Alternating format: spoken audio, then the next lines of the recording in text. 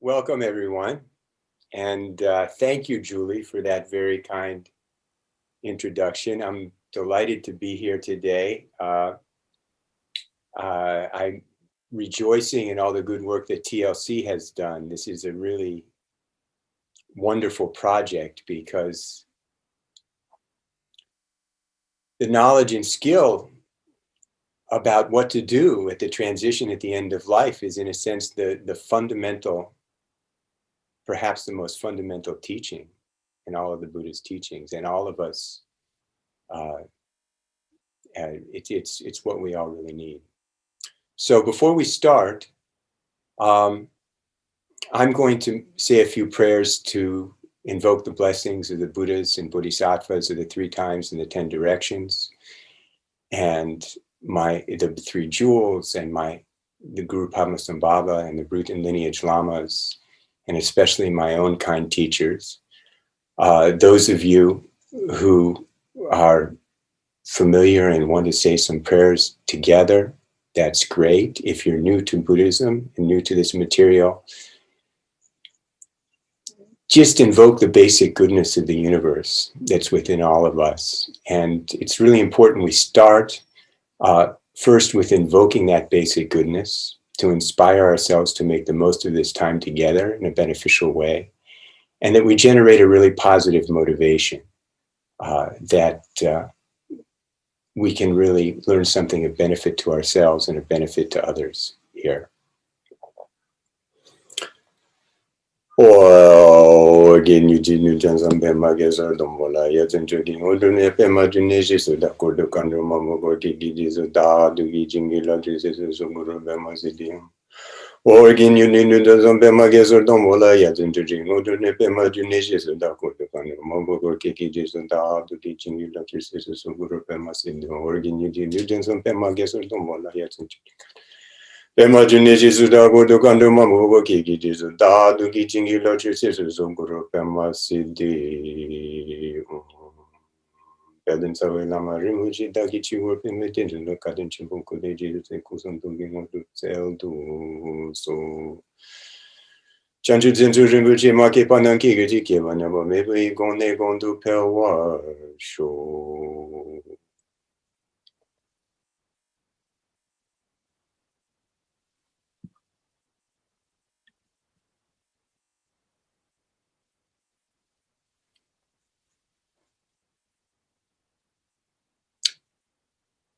So welcome again. We're going to cover a lot of material, and because it's probably too much to cover in a single session, I've made some handouts for you. So I hope everybody has printed out those handouts or has them available on the screen. We'll start with a handout called a checklist for travelers, which is basically a summary or an outline of the material I'm going to go through. And my aspiration for all of you is that you get the big picture and the key points, and don't worry if some details are a little bit hard to hold on to along the way. That's why the handouts are there. So many of you have been practicing Dharma for a long time. Others of you may be new to the Buddhist teachings. The point of practicing Dharma is that it should give us strength and confidence about facing our life and facing our death. And in order to do that, we need experience from practice. We also need training. We need tools to do that. But if we study Dharma without that kind of practical approach, and we end up after many years empty-handed and not knowing what to do in these difficult situations of life or death, that's a real tragedy. There's an old Tibetan proverb that somebody who's met the Buddha's teachings and dies like an ordinary person is like a very wealthy person who gives away all their money and dies of starvation. You have in your hands, with the Buddha's teachings, the tools to deal with life and to deal with death, to deal with your own death and to be really helpful to other people as they deal with theirs, whether they're practitioners or not. So my aspiration for today is, first of all, to show you that maybe you already have more of those tools in your hands than you realized, and then to start introducing you to some more methods. Before I start that in detail, I want to talk a little bit about ritual. because ritual is something that I find often people in the United States have a little bit of, have mixed feelings about. Sometimes people are into rituals, sometimes people have resistance or confusion or fear about rituals. And so it's important to understand that a ritual is not just sort of going through some external motions, and it's not surrendering your agency somehow. A ritual is a creative act. Just like we know, according to the Buddha's teachings, any act of perception is a creative act. Any act we do, we're creating, any act of body, speech, or mind, we're creating a reality. So with a ritual, we formalize that. And so we are, whether the ritual is elaborate or whether it's simple, we're expressing, we have a vision of an internal reality that we're expressing outwardly, and we're also acting out an external reality that we're using to transform ourselves internally at the same time. So to make that work, there are certain key elements that are really essential, and the first one is faith. Now, when I say faith, I find that that word in English has a lot of baggage that is not really part of the meaning in the Tibetan tradition. If you look up faith in a dictionary in the English language, it'll probably tell you something like belief and opposed to reason. Like we just believe something, there's no reason to believe it. It's somehow opposed to thinking critically. And that's really not at all the idea in the Buddhist tradition. Without going into a long explanation of faith, I'll just say that it's probably a more accurate translation to translate that Tibetan word tepa rather than faith as a combination of trust and inspiration.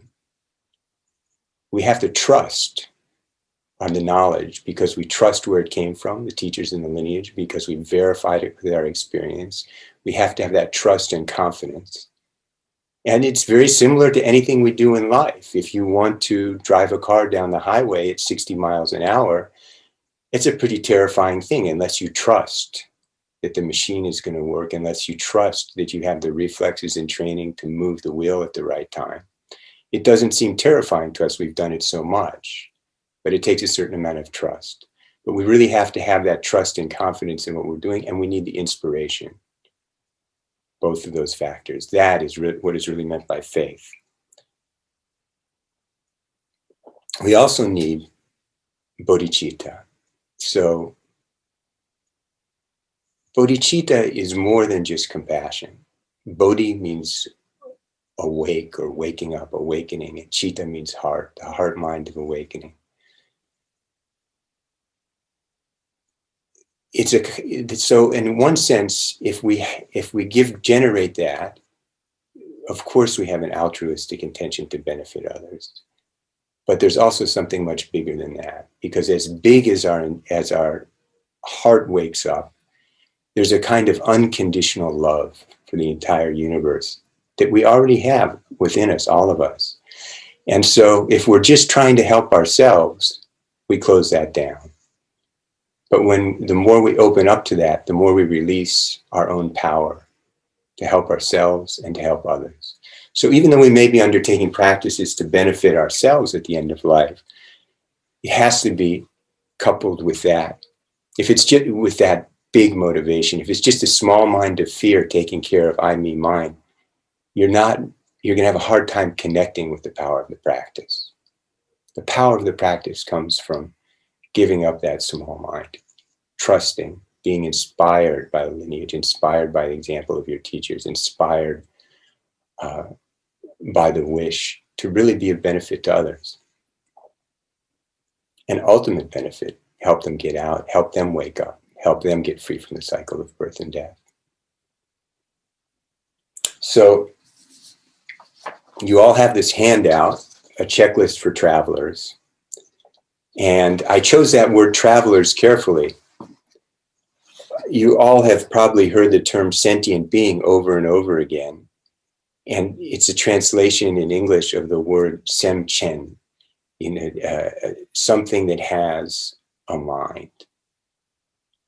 But it's also sometimes used to translate another word which appears just as often in Tibetan, droa. And sometimes droa just means someone that goes, a traveler. Sometimes translators translate it as migratory, being migrator, traveler. The idea is those are really the two characteristics of individuals that we find. We experience dualistic mind with all of the aversion and attachment and confusion incumbent on that. And we also wander. We're powerless not to wander as long as we're caught in the cycle of birth and death. So when the Buddha taught originally in the sutra tradition about this cycle of birth and death, he spoke about 12 links of interdependent origination. And he also spoke, these are some common examples. You might be familiar with the wheel of life that's painted above the doors or by the doorway of all the monasteries. And there's many teachings of how we travel, we migrate between the 6 different possible realms of existence. But in the Vajrayana tradition, the way that this cycle is described is as a cycle of intermediate states. And the thing about an intermediate state is it has 2 aspects. It has a steady state and it has a transition to another intermediate state. So learning to practice the dharma means understanding in that steady state what is the most beneficial and effective way to practice. And then at that transition, what is the most beneficial and effective way to practice? Those transitions are kind of like an open door. You know, if we're trapped in a room and there's a door that's only on, and we want to get out of the room, and there's a door that's only unlocked for 5 minutes a day, then if we want to get out of the room, it behooves us to time it when the door's unlocked, to open the door and get out. It's not we couldn't get out some other time. We could bang through the door, bang down the wall, but it'd be a lot harder. It'd be a lot more work. So learning about the cycle of intermediate states is much like it's learning that kind of skillful means about how to deploy the practices and when to deploy the practices. There's and so death is really just a doorway, a transition between 2 of these intermediate states in the cycle of birth and death. In one of the tantras of Vajrakalaya, it says, that which is called death is merely a concept. It is being led to the abode of primal knowing space. So actually, the abode of primal knowing space is always present. There's no way to escape it, except that we don't experience it, except when, through our practice, a door opens up. But it's easier to open that door at certain times. And one of those moments where it's much easier to open that door is at the moment of death.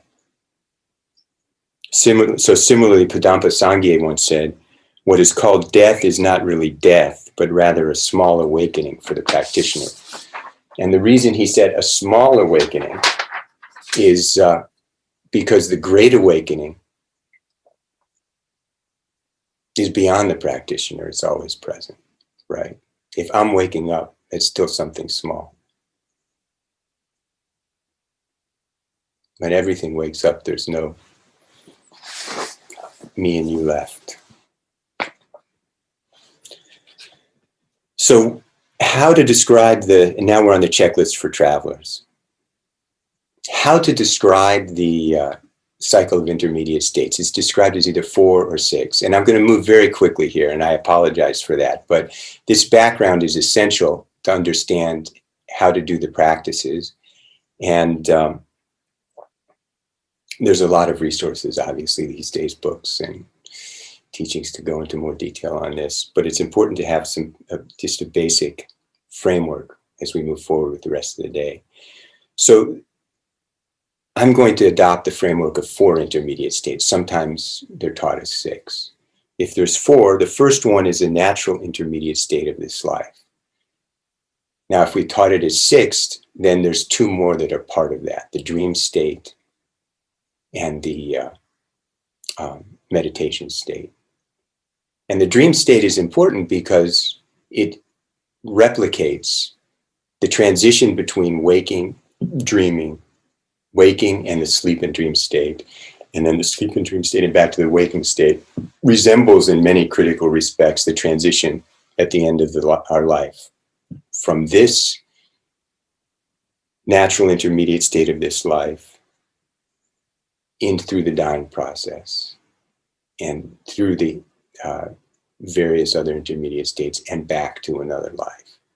But I'm not going to give a lot of instruction on that now because we're talking about what happens at the end of life. Many of you have probably had teachings or training on that. And the meditation state as an intermediate state would refer to actually remaining in the nature of your mind.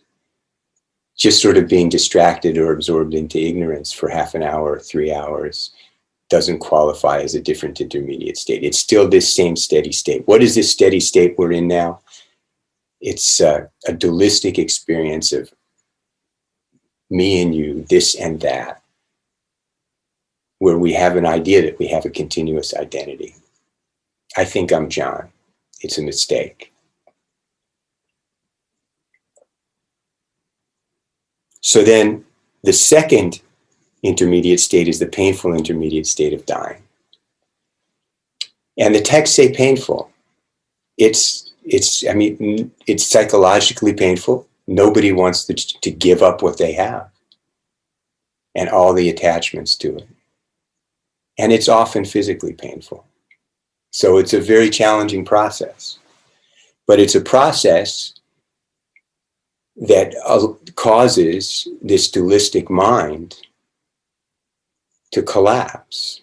And so our consciousness separates from this body.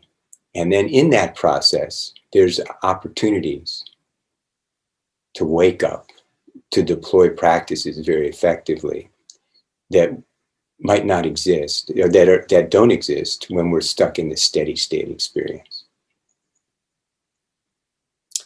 The painful intermediate state of dying then ends with, first, your outer breath stops, then the subtle energy body collapses into the heart, and I'll go into more detail about that in a little bit. And then the Buddha nature, everything collapses into Buddha nature. The luminosity of death, the dharmakaya of death. Now, for people who aren't trained, it's right there now, but we don't see it. So if you aren't trained, you're not going to see it then either. But it's an opportunity for someone with training. So for most people, that goes by very quickly, and you end up in the third intermediate state, which is the intermediate state of the luminosity of the actual nature. And that is when, from that vast openness, all of the appearances rise up. And first they rise up in the pure form of the Buddha state. And again, that's for most, unless you have a tremendous amount of training, stability, skill, and confidence in either the creation stage yogas or in the Tugel techniques of the Dzogchen tradition, it's just going to be an overwhelming, confusing, terrifying experience. You're going to faint, and you're going to end up in what's called the karmic intermediate state of becoming. Now, again, the word karmic is used here because during this intermediate state, which according to the traditions, like the textbook definition, it's supposed to last 49 days. But like any textbook definition, it really depends. It could go faster, it could be longer. But if everything goes as it's supposed to, it's a 49-day process between before taking rebirth in another life, another body. And it's called karmic because we are subject to the winds of our karma during that time, like a dry leaf in the autumn winds being blown back and forth, unless we have the prior training of our practice to help us. And at the end of that process, you start again with taking rebirth, and you're in the natural intermediate state of this life. And that goes round and round. That's called samsara. So with that background, then I'm going to start into some more details about how we would approach death in particular, as in what happens at the end of this life and the various stages of dying. So this life, the way we practice, the way we live and practice every day during this life is going to be the most important factor for how we die. Why is that? Because everything is a habit. Samsara is a habit. Our habit of experiencing ourselves in a certain way, our environment in a certain way, the rigidity of this steady state experience of this intermediate state, it's a habit. And the process of practicing dharma is a process of learning to unwind those harmful habits and replace them with positive habits. And it's not something you do as a one-off. It takes a lot of determination and training over a long period of time. And these transitions, death at the end of life, it's something very challenging. So if you just think that, pay a little attention to it and you worry about it then, difficult, right? So we need to create good habits. In other words, we need to create merit. Merit is actually another way of talking about positive habit. Merit is really what makes things happen. If you're enjoying positive things, happiness, good fortune, wealth, good relationships in this life, it's merit. There's an old Tibetan proverb: you don't need clairvoyance to know who you were in your past life or who you'll be in your future life. If you want to know who you were in your past life, look at who you are now. If you want to know who you'll be in your future life, look at what you're doing now. So in order to make these practices at the end of life work, we need merit. We need to accumulate virtue. We need to develop good habits. And we also need the skillful means. The merit and the skillful means together is what really makes it work. And the skillful means are what we're taught by our teachers, what we learn through our experience. So, as many of you I'm sure know, because most of you probably have some personal experience with death, it's a very challenging time for everyone involved. As much as we might think we're ready, it's going to be hard. It's very frightening to face that kind of change and that kind of unknown. And even for friends, for loved ones, if you're even just in a supportive role, there's something very shocking.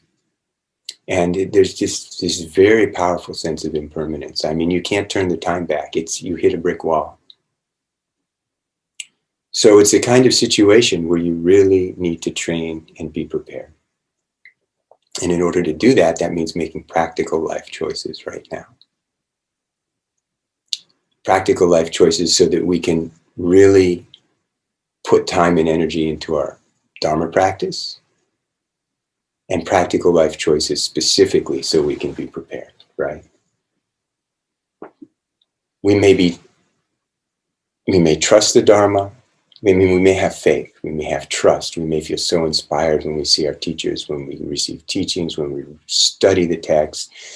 We love it when we practice, but we could get just carried away by the distractions of this life. It's so easy in our modern world. We've got to work, most of us have to work, And then when we're surrounded by all these screens and all this expectation of responding to all this different kind of stimulus and responding to people, and before you know it, your time is gone.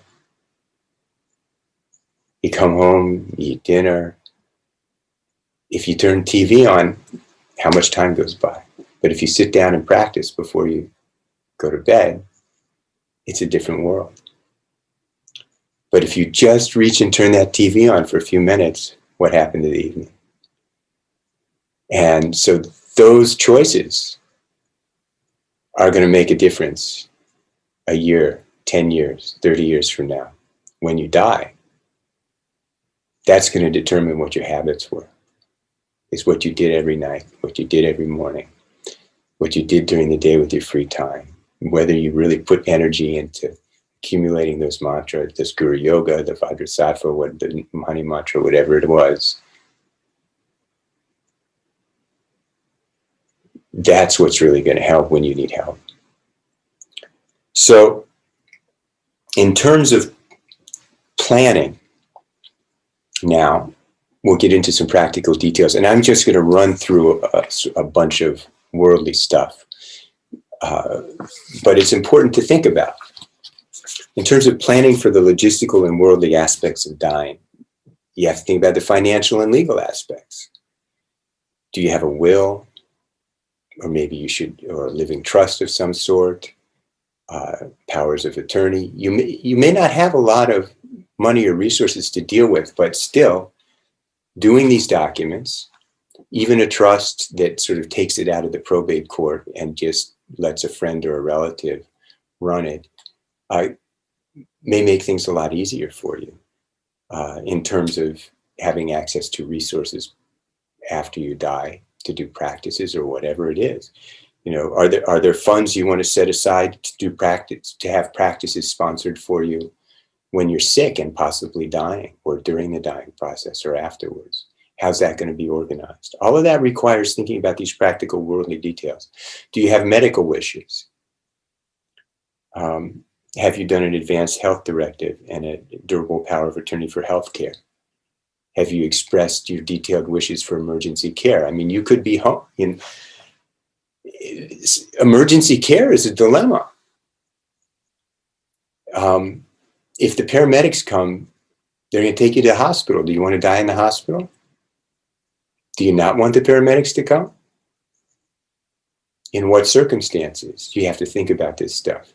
Depends on your medical condition, depends on your confidence in your practice, what point in your life you are, whether you're ready.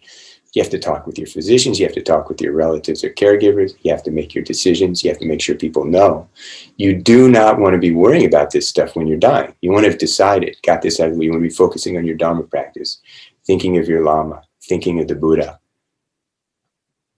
thinking of how you can aspire to benefit all sentient beings in your future lives. You don't want to be thinking about this stuff then. So you need to be thinking about it now. Pain management. Do you want to be lucid? These days, most people don't want to be lucid. Most of the advanced health directives these days, the lawyers will encourage you to, explicitly request to be made comfortable, and the doctors are, they'll shoot you up at the first opportunity. Maybe that's appropriate. Maybe it's not. It depends. You're going to have to make some decisions about your practice and how you want to relate to these situations.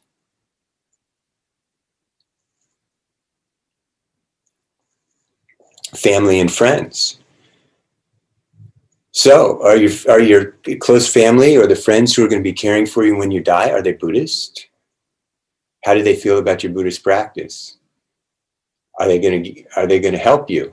Are they going to be happy to help you with what you want to do? Or maybe they're going to be resistant and have their own ideas.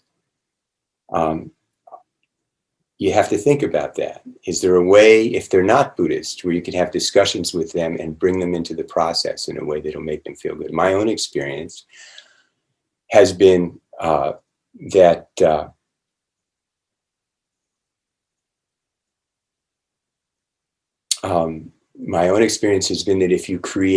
if you really explain your desires and aspirations to someone who loves you, even if they don't share the belief system, they'll be happy to go with it. And that when they experience this process that we do as Buddhists, dealing with death and going through the rituals, they'll find it very healing and they'll be happy to have participated in it.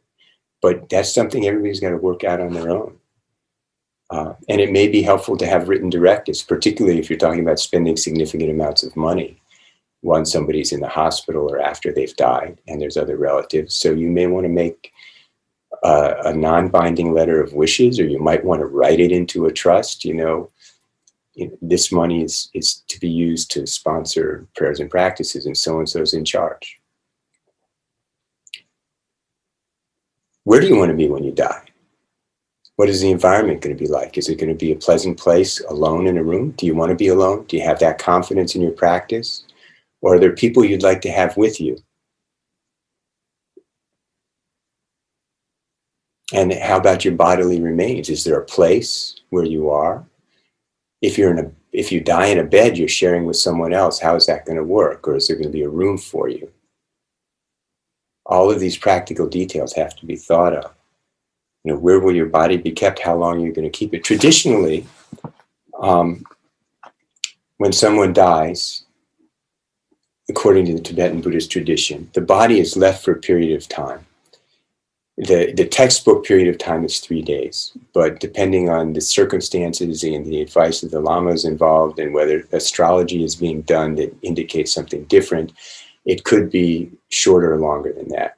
But there's a period of time. And so that used to be very difficult to do in the United States. These days, I think you will be able to find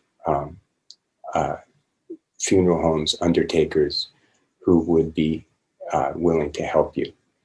But somebody has to be in charge of that. Somebody has to do that in advance. And so someone can come and either the body can be left where it is or moved to another room in the house. They can bring, you can use a simple shroud, or they're going to bring a cardboard box, or you're going to bring a pine box or a casket, whatever it is, and leave it there and do practice until the cremation happens. But that has to be coordinated. And if somebody tries to do that at the last minute, it's a mess. So those are practical aspects. And I'm going to move on to the Dharma aspects now, but before I do, are there any questions?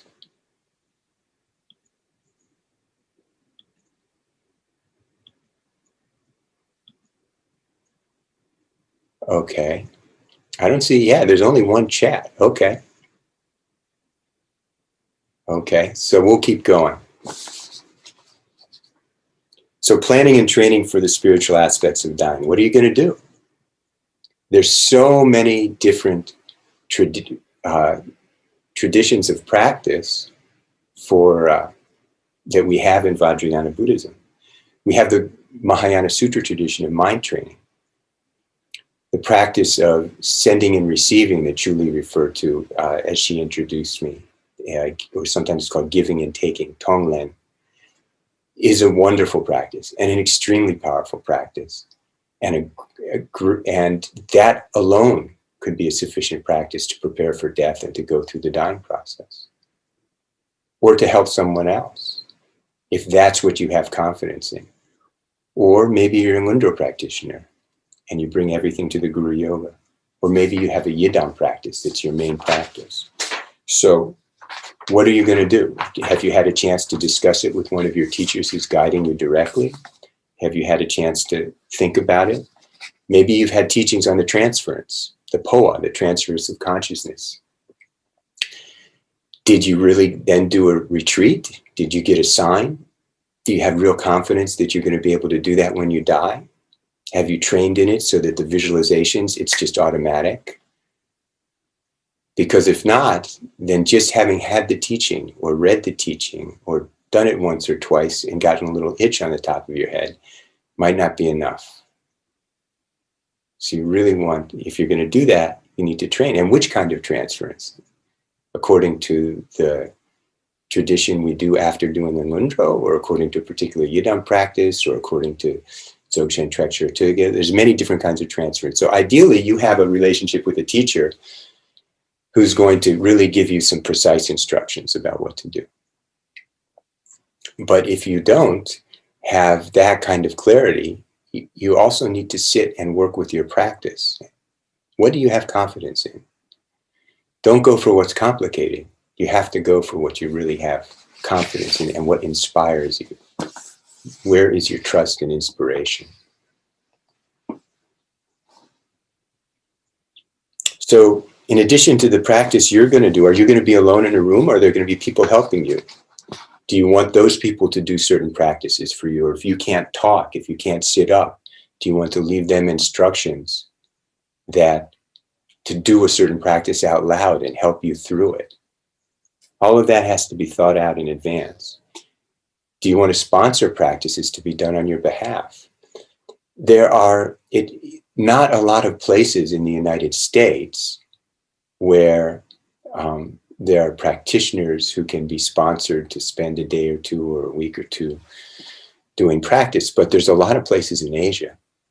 And there, it's just, it really does not cost a lot of money to sponsor several monks or nuns or the lamas and monks and nuns of a monastery to do practice and do these kinds of practices.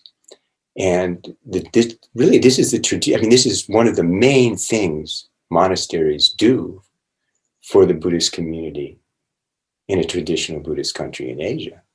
So when someone dies, they jump in and they'll do whether it's the practices to try to avert death if somebody's sick, or whether it's POA at the time of death, or the things that happen that we'll talk about during the 49-day process.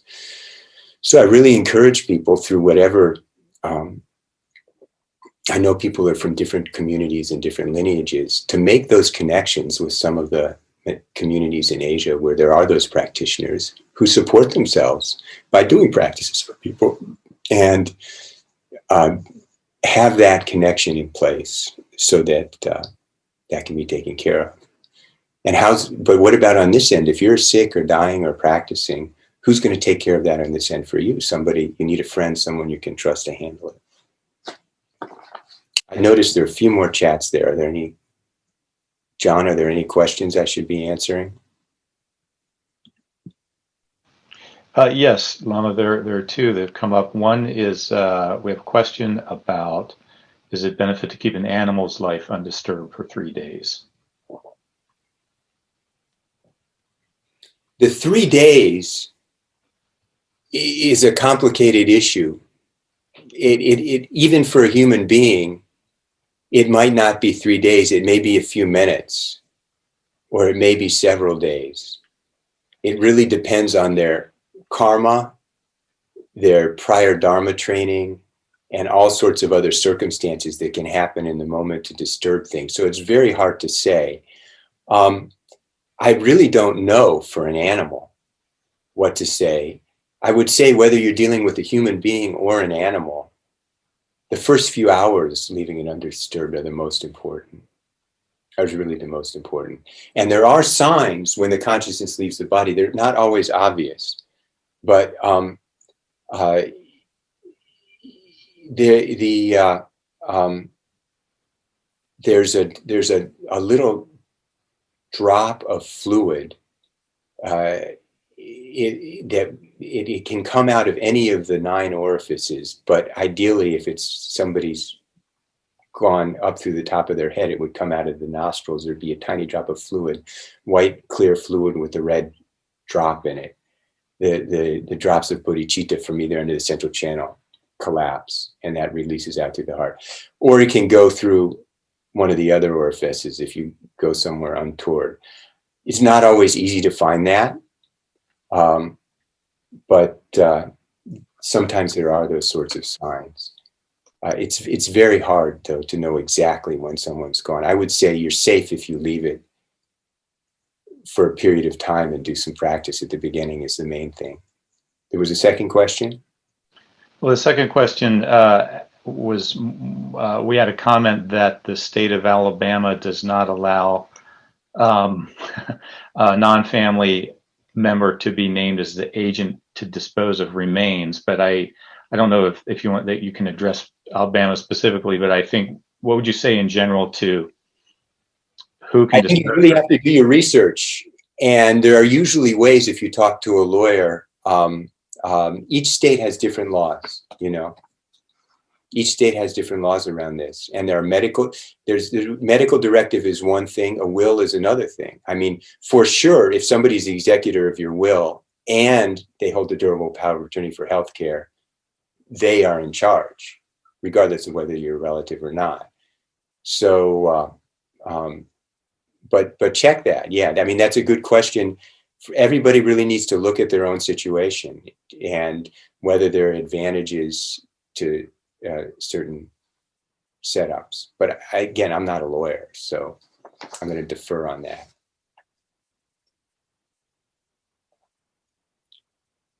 So beginning the process of dying, at this point, you want to be finished planning.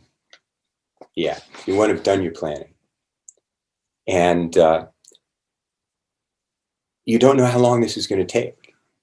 I mean, sometimes people seem to be very sick, like they're going to go quickly, and they hang on for weeks. Sometimes all of a sudden somebody's gone. And the difficulty is uncertain, how easy or hard it's going to be. But at this point, whether you're the dying person or whether you're somebody who's helping the dying person, the plan has to be done. The confusion has to be done. You really want to be focused on dharma. There may be helpers who are focused on dealing with that worldly stuff and keeping the dying person and their practice helpers away from it. But now you really want to focus. You all have probably heard Patra Rinpoche's wonderful aspiration, may I die like an old dog, right? When an old dog is ready to die, they just walk off into the woods and curl up someplace comfortable. I want to be left alone. So if you have the confidence in your practice to just be alone and undisturbed, you've dealt with your worldly affairs, you've done your dharma, you're ready, that's the best. It's not easy. Most of us are going to want to put some support systems in place. Particularly just so the worldly aspects are dealt with, because it's so complicated. In the United States now, everybody's worried about legalities and liability. And, you know, if you get paramedics or doctors involved, they're going to have their own ideas.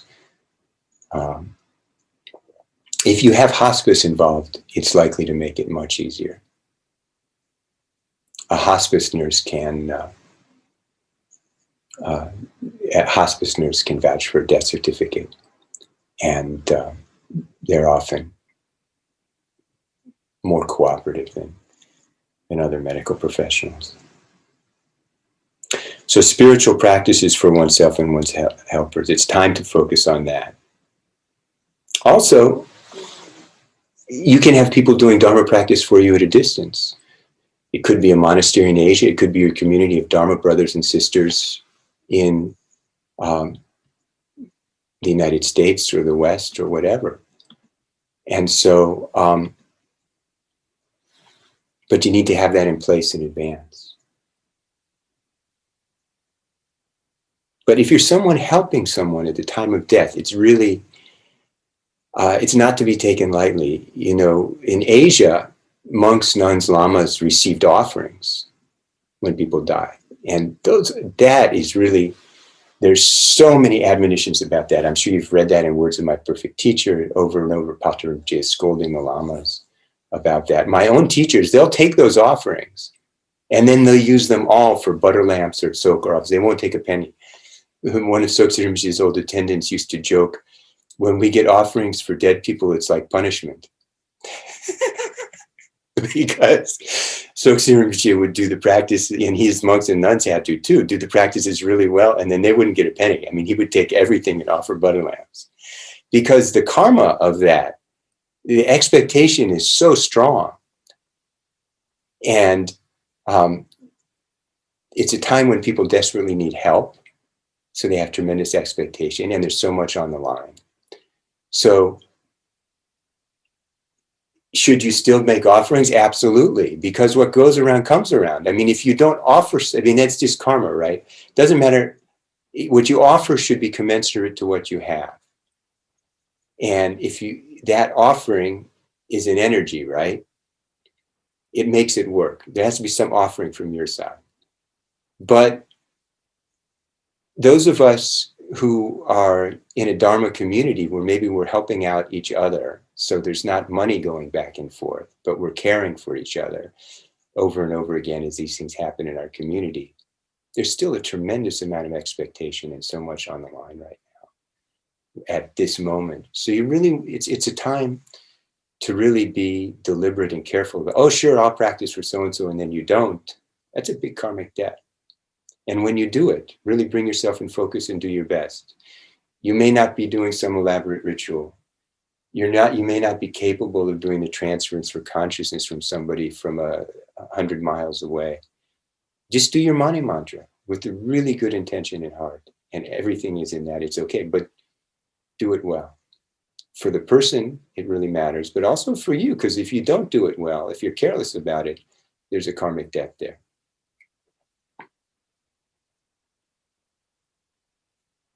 And particularly for the person who's dying, you should train in advance until you have so much confidence and skill in the practice that you could sit down in the middle of a battlefield and do it without distraction. And if you are thinking of doing this for a parent or a partner or a loved one, that's even harder probably than doing it for yourself.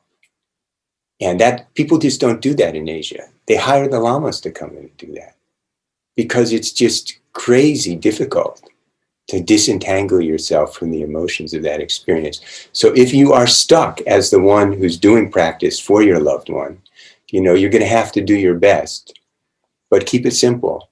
Do what you have confidence in. Don't try to do too much, or you're just going to be blown out at that moment, and then you're going to have regret.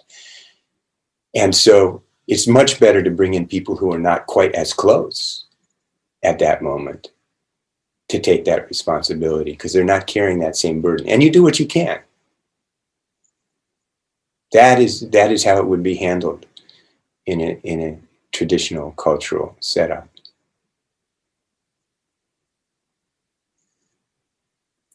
So now we're going to talk about the stages of dissolution of the elements. And I could teach this whole class and several classes on this. It's a big subject, and I'm going to move too fast. But I want you to take this handout on the stages of dissolution, and we'll go through it quickly, and then you've got the handout to refer to. This is an excerpt from Dudjom Rinpoche's commentary on the Poa, the Transference of Consciousness, according to the tradition of the Khandra Nyingtik from the Dudjom Tersa. And this is just an excerpt. Section explains the process of dissolution of the outer elements, the inner elements, and the subtle experiences that happen at the end of the painful intermediate state of dying. And this can all happen very quickly in a few seconds, or it could go on for days and days and days. And it just really depends. So for whatever being, when one's karma is exhausted, one dies. The warmth recedes from the extremity of the body, and the warmth of the heart rises. The power of the channels in the four extremities is interrupted. And that's a sign that death is becoming more imminent. People have trouble lifting their arms. Inhalation and exhalation becomes very faint. And then even though one makes great effort, it is not possible to breathe. At this point, the outer breath has ceased, but the inner breath has not yet ceased. This is not the time for quavering, longing for one's aggregates, or for wringing one's hands. With your lips at the ear of the one who is dying, call their name in a loud voice and tell them 3 times, "You're dying, you're dying, you're dying now." And then explain to them as follows. So this is a little bit of a stylized presentation, and it's not all exactly in order, right? You're going to have to look at the circumstances, exactly how the order would work, or exactly what you're going to say that's appropriate to a particular person. But if you were talking to somebody, either as they were dying, but the breath is still there, or just as the breath stops, you would say, the appearances of your life have finished. The appearances of your next life have not yet begun. You are in the intermediate state of the actual nature. Recognize it. And this is a little out of order here, but this is the way it was in the text. It's going to describe what's happening up to the breath stopping here. This is the gross dissolution of the elements. Now at the time of your death, as the aggregate of form dissolves, you feel feeble and your strength is exhausted. As the mirror-like primal knowing dissolves, your mind becomes unclear and obscured. As the earth element dissolves, your body becomes dry and rigid. As the power of vision dissolves, your sight becomes unclear. As the physical basis dissolves, the luster of your body fades. As the aggregate of feeling dissolves, your sense of touch diminishes. As the equalizing primal knowing dissolves, you lose awareness of the three feelings: happiness, suffering, and indifference. As the water element dissolves, your body's moisture, such as saliva and so forth, dries up. As the power of hearing dissolves, inner and outer sounds become unclear. As the voice dissolves, your voice becomes inaudible. As the aggregate of perception dissolves, you lose awareness of other beings.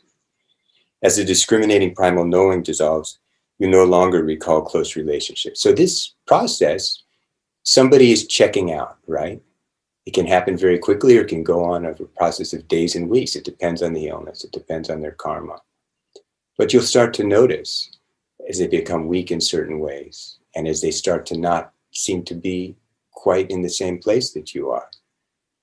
And it doesn't necessarily happen in exactly the same order either. That also depends on the disease and people's own constitution. As the fire element dissolves, you can no longer digest food. As the power element dissolves, your upper winds become sluggish. You know, when people are really getting to that last stage, they don't want to eat. As the sense of smell dissolves, there's no more sensation of smell. As the aggregate of conception dissolves, all that you are about to do cannot even be entered into. As the all-accomplishing primal knowing dissolves, you lose awareness of doing and needing. As the wind element dissolves, your wind leaves its natural pathways. As the power of taste dissolves, your tongue feels short and thick. As taste dissolves, you no longer experience the 6 flavors. These are the 20 gross dissolutions. So dissolution of the outer elements. Then the manner of the dissolution of the subtle inner elements is as follows. And again, that could have happened very quickly or in any particular order or over a period of time. As earth dissolves into water, the outer sign is that your body lacks the power to move or to grip. You feel as if you're sinking into the ground and asked to be lifted up. The inner sign is that consciousness becomes clouded and a sort of hazy, wavering experience arises. As water dissolves into fire, the outer sign is that your saliva, nasal mucus, and so forth dry up. The inner sign is that your awareness quivers like a mirage and becomes unstable. I mean, those are universal signs that the end is near. People feel like, I'm sinking, can you lift me up? Or I'm thirsty. They want a last sip of water. As fire dissolves into wind, the outer sign is that the warmth of your body diminishes and recedes from the extremities. The inner sign is an experience of clarity like the flickering of fireflies. As wind dissolves into consciousness, the outer sign is that your breathing becomes longer and it becomes difficult for you to inhale. After inhaling just slightly, you require great effort to inhale any further. The inner sign is an experience of clarity like a butter lamp unshaken by the wind. That's the manner of dissolution of the subtle elements.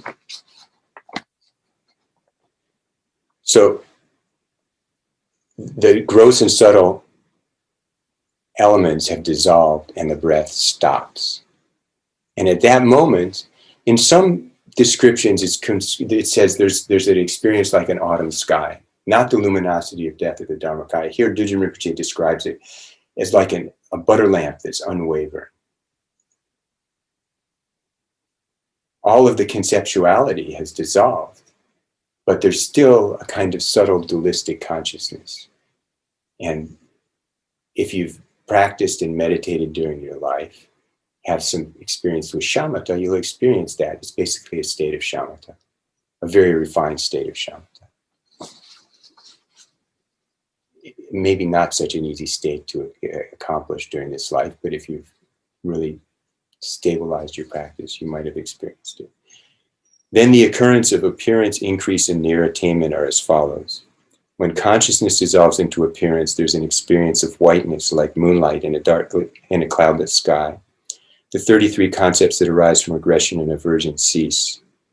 So that's the first experience. It's called appearance, and it's just a flash of whiteness, and it corresponds with the white bodhicitta drop at the top of your central channel, dissolving into your heart, descending into your heart. Then the second experience is called increase. When appearance dissolves into increase, there's an experience of redness, like the sky at sunrise. The 40 concepts that arise from desire and attachment cease. When increase dissolves into near attainment, there's an experience of blackness, like pure sky pervaded by darkness. So the second experience, increase, is when it corresponds with the red bodhicitta drop that you got from your mother at the bottom of your central channel, ascending into your heart. When the white bodhicitta from your father at the top of your central channel and the red bodhicitta from your mother at the bottom of the channel both reach the heart, then there's the experience of near attainment. So first there's the white flash, then the red flash, and then when they collapse at the heart at this experience of near attainment, there's a blackout. When increase dissolves into near attainment, there's an experience of blackness, like pure sky pervaded by darkness. Mindfulness diminishes and one enters a dark and unaware state. The 7 concepts that arise from ignorance cease. So unless you've really attained a very subtle and stable realization in your meditation practice in this lifetime, at this point you're just going to black out and faint. You're not going to be able to maintain awareness. And in some texts, it will say that these experiences each last 1 day, and that therefore you should leave the body undisturbed for 3 days.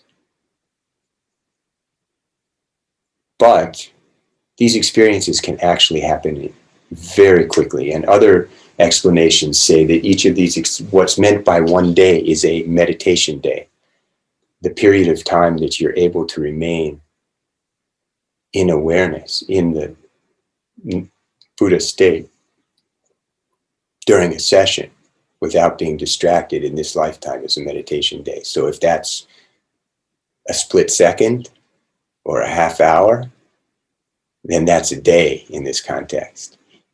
So that's another explanation of what a day means. I mean, and the bottom line is it's uncertain. It really depends on the causes and conditions and circumstances at the time. Then, as this unawareness, that blackout, that unawareness is purified, there arises a stainlessness like the morning sky, like a sky free from the corrupting circumstances of moonlight, sunlight, and darkness.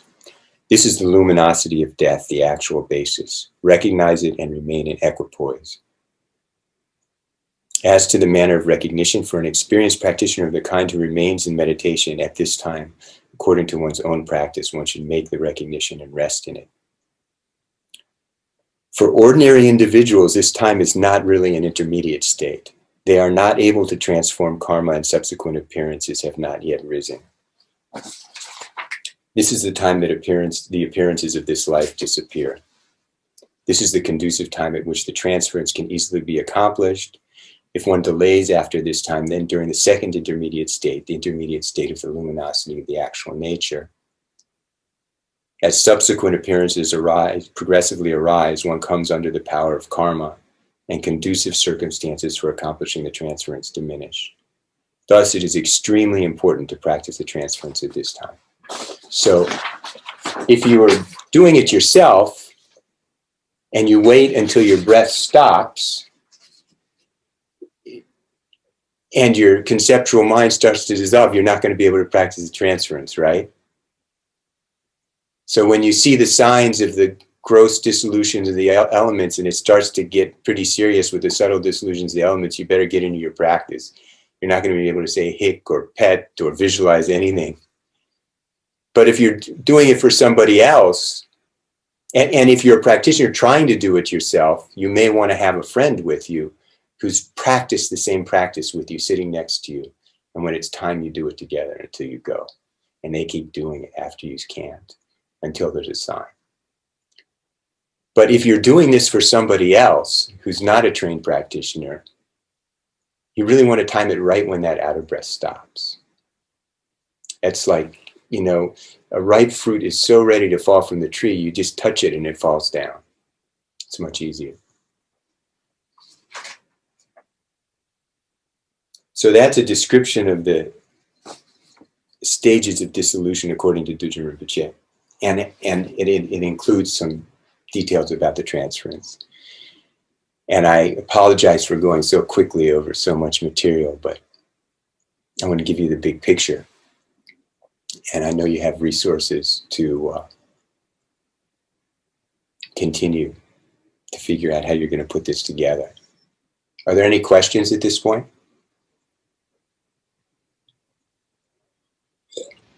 Yes, Lama, there are two questions. They're from a few minutes ago. One was, are there any hospices that you would recommend, such as Sutter in California? I don't know. But I would just say working with a hospice can make this easier. And I would also say shop around with a funeral home or a crematorium until you find somebody who's going to do it your way. Leave the body at home. I'll talk about that a little bit as we come up. There was a second question? Yes, and then a third one came in about what you just taught on, but just as to the second, at the bedside, family members who are understandably weeping at the time of death can really alter the environment conducive for meditation. Do you have any suggestions about how to best and lovingly encourage family members to move into another room? Yeah, that's a discussion you have to have with your family. It's going to be very individual. It's really interesting. My father died last year, and he was a Buddhist and had asked me to do everything in a Buddhist way, and my mother is not. And she was so good with the whole thing. And later expressed to me how much it helped her. So I think, you know, it's an opportunity to really work with our family situation, but you really want to do it. And if you're in a situation where you don't think you can work with people, you may tell people you just want to be alone. You want to die alone. That's a really tough call, and it depends on your own level of confidence, your own circumstances. The third was pertaining to the dissolution that you just taught on. If you have fainted at the black near attainment, then would the stainless morning sky appearance become visible? Probably not. It'll all just pass really fast. You wake up in the intermediate state of the actual nature to 1,000 dragons roaring and 1,000 suns shining in your face and be scared out of your mind and faint again. And wake up wandering in the intermediate state of becoming. I mean, to really have recognition at the time of death is not easy. Now, and I'll say some of this stuff because there's so many people who've had Dzogchen teachings these days or Mahamudra teachings.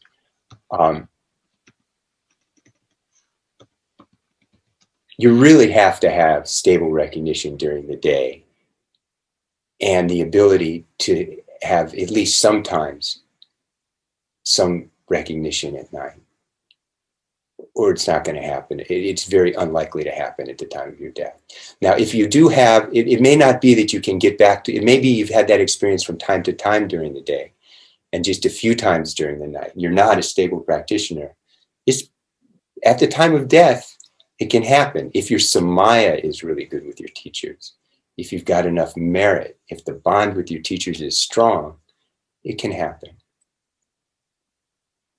But again, and there is a little blackout that happens even for people who are really good meditators. You know, I'll well, might as well discuss it now. I was going to discuss it later. But if people, when they, even somebody who does stay in the state at the time of death, they might just sort of seem to,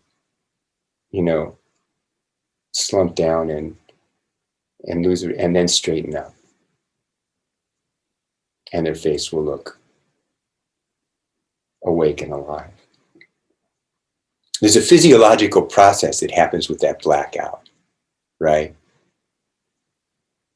But unless you can have real confidence that you can maintain the cycle through day and night of your sleep, it's not going to happen when you die. So unless you really got encouragement from your teacher and just to have some tremendous confidence in your experience, I would say plan on the practices that you're going to do. Plan on the transference. Plan on the Guru Yoga. Okay. And so speaking of practices, I want to encourage everybody, because for some of you, you're old practitioners, some of you may be new, and a lot of this stuff may be strange and overwhelming.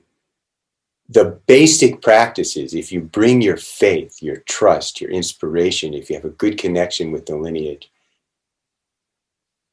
that's more than enough.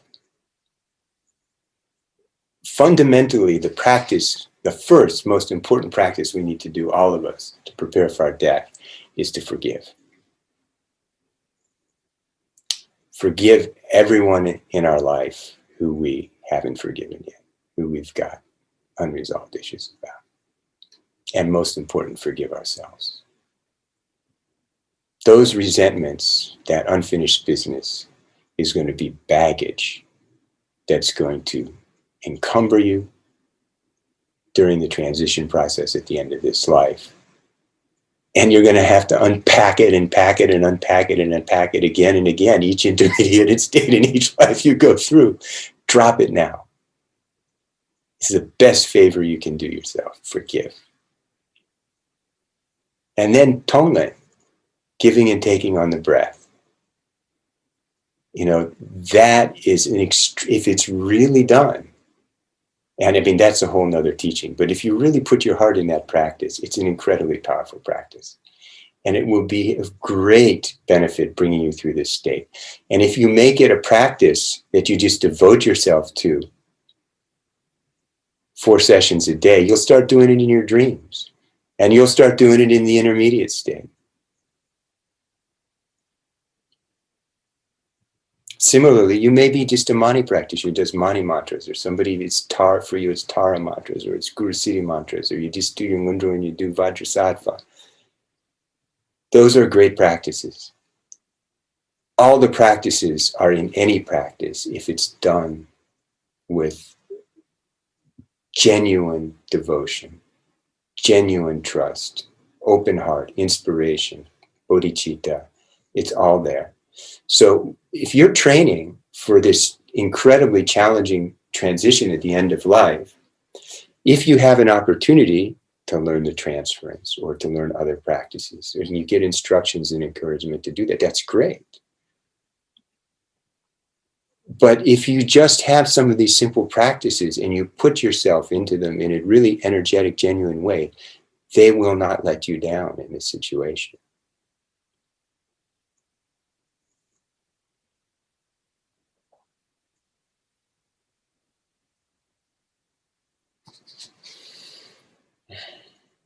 And I put in confession prayers and aspiration prayers. Confession is this wonderful practice. There's so many confession prayers. And there's a sense about confession prayers in the Buddhist, Vajrayana Buddhist tradition. It's not a guilt thing, Milarepa said, the only good thing about bad karma is that you can purify it. We've got countless lifetimes. And, the older I get, the easier it gets to forgive, because I just start to become aware of how much I've transgressed against people without admitting it to myself, how many mistakes I've made, how many, we're human. Let alone trying to keep the Vajrayana Samayas in pure perception. We're going to fall down. So just accepting that without the resistance and trusting to Vajrasattva, to the peaceful and wrathful deities, to the root and lineage lamas, and the power of blessing, and one's own four powers of regret, resolve, support, and actions, you know? And doing the practice is incredibly liberating.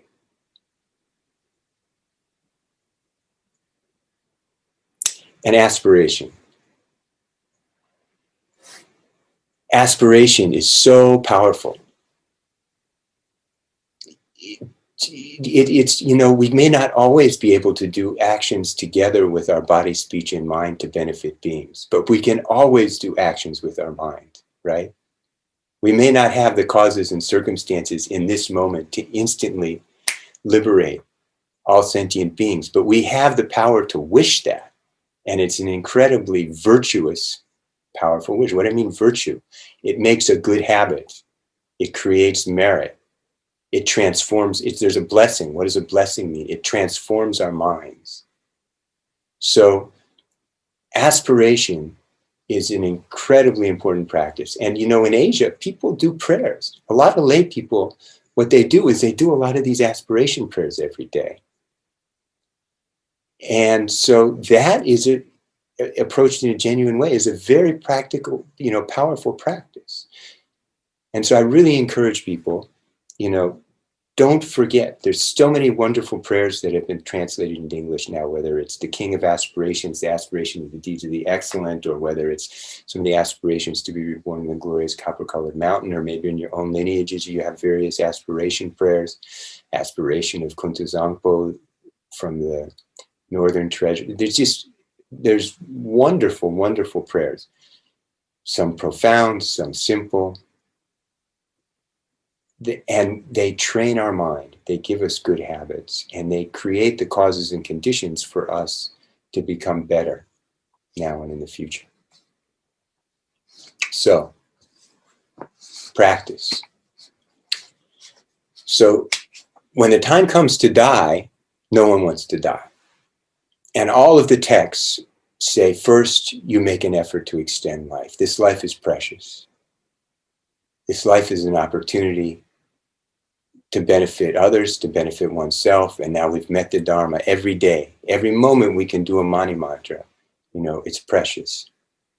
So if you're in a situation where your life is in danger, or where there's some kind of reason, you know, some illness setting on, the first step might be to do practices to extend your life. The typical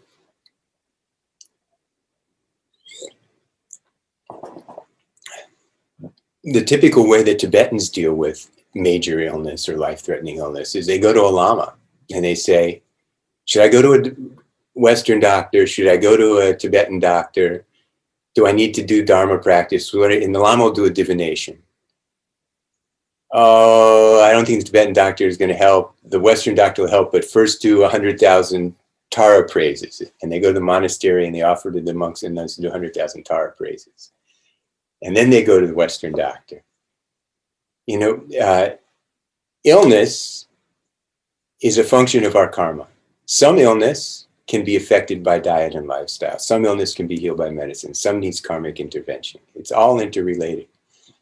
So when we do practices to extend life at the end of life, first of all, that's important in and of itself.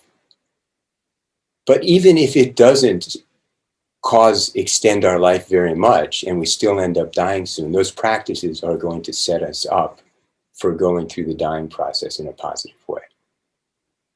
They're creating merit. They're clearing away obstacles. They're cleaning the way for us.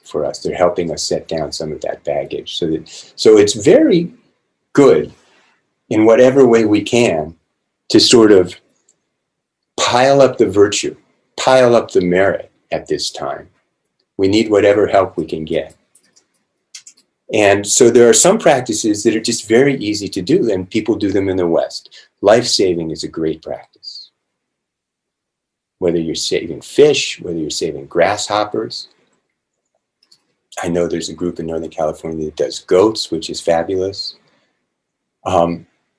saving lives is a fantastic practice and creates an interdependence for extending your life, right? And your aspiration and dedication is an essential part of it. Just paying for it is not enough, right? You make the aspiration that those beings whose lives you're saving can live a long and happy life and make a connection with Dharma and become liberated in the future through the interdependence of this Dharma connection of saving their lives for a Dharma purpose, right? All these fish, grasshoppers, goats who've been my parents in countless lifetimes and been so kind to me, may I be able to relieve them from the suffering of a short life, of a violent death, of illness, so that they can live long. And by that interdependence, can they meet the Dharma in a future life and become liberated?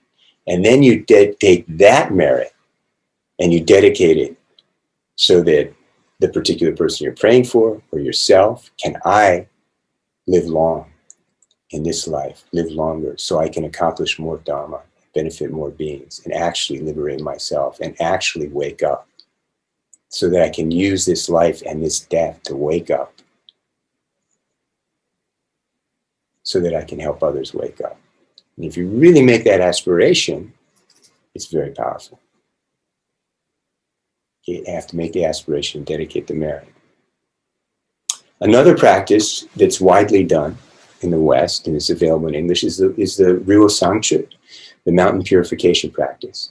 And this is just a great practice. It's easy to do. You can do it with a little charcoal and a spoonful of stuff or a stick of incense. You can make a bonfire and put bags of flour and butter and medicinal herbs and brocade and stuff on it.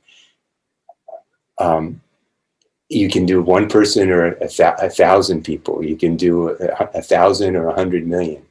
And it's good for healing. It's good for saving life. It's good for clearing away obstacles. It's good for raising your wind horse. It's good for purifying negative, dirty, obscuring energy. It's good for just about everything. And it's something that you can do yourself, or some of your Dharma friends can do for you in this country easily.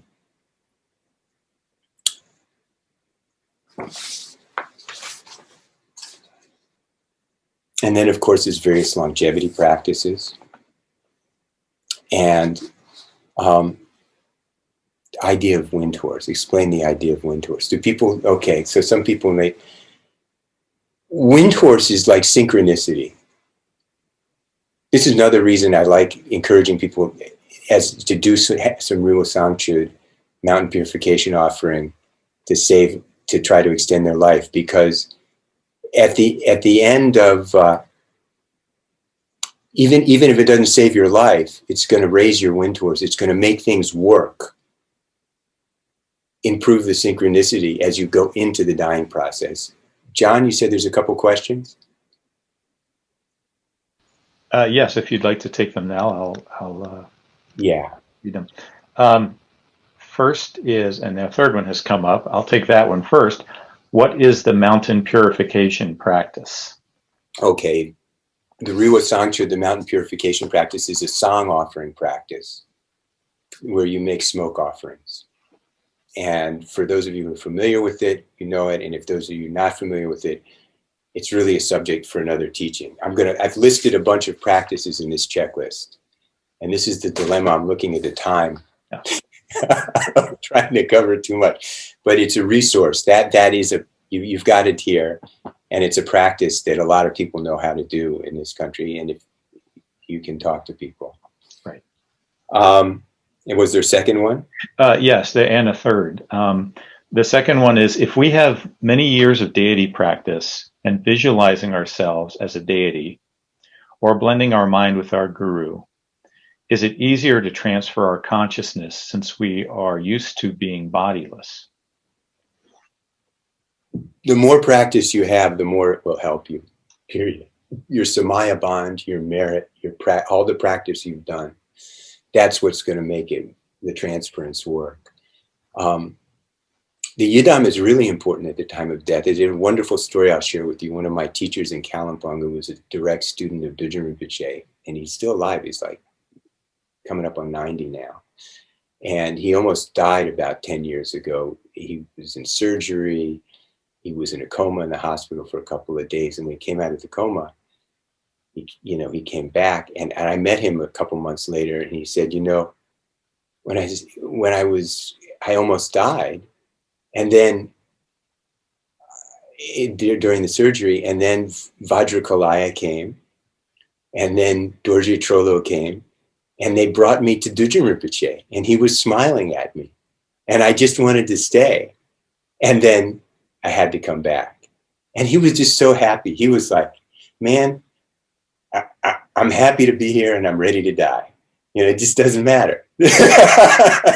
Now, this Lama has probably done 200 Drupchens. He's one of the main ritual masters and umzes for Dudjom Rinpoche. So, he's done a lot of Vajrayana and Dorje Trollo. He's done a lot. But whatever retreats you've done, whatever mantras you've done, that's there. And so I'm about to, we're on the bleeding, yeah. In the time leading up to death, when you focus on practice, put energy into your Yidam practice, put energy into your Dharmapala practices. That will be your escort for sure.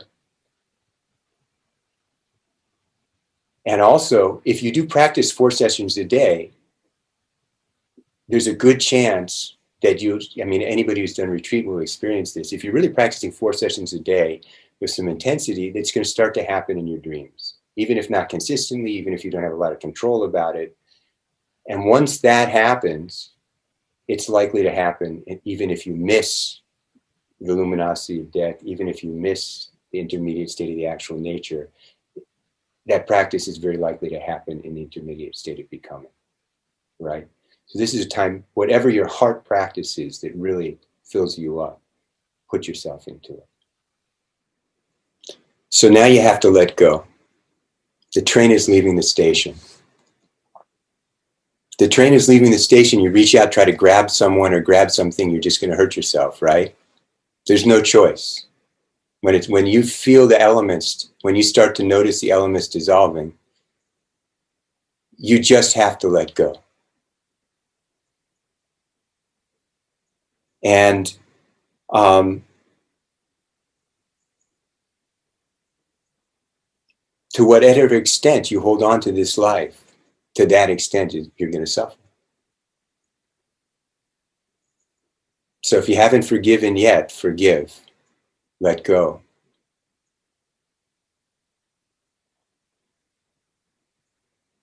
What practices would you do for yourself when we've been talking about this? What is your heart practice? What's your deepest inspiration and place of trust? This is what you should have been training in during your life, and particularly during the last few days or weeks or months leading up to your death.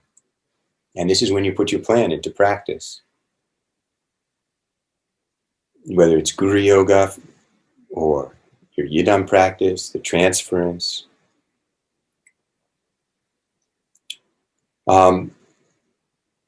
You don't know how long this period is going to take. So in the days and weeks leading up to it, if you can just spend your time intensively in practice and prayer, that's the best. And surround yourself with people that will help you do that. And if there are people who are going to help you through this process, they may want to practice together with you now, so that when you can practice for yourself, they can sit next to you and do it and help you. Or you may want to be alone. It just depends. These are very individual choices.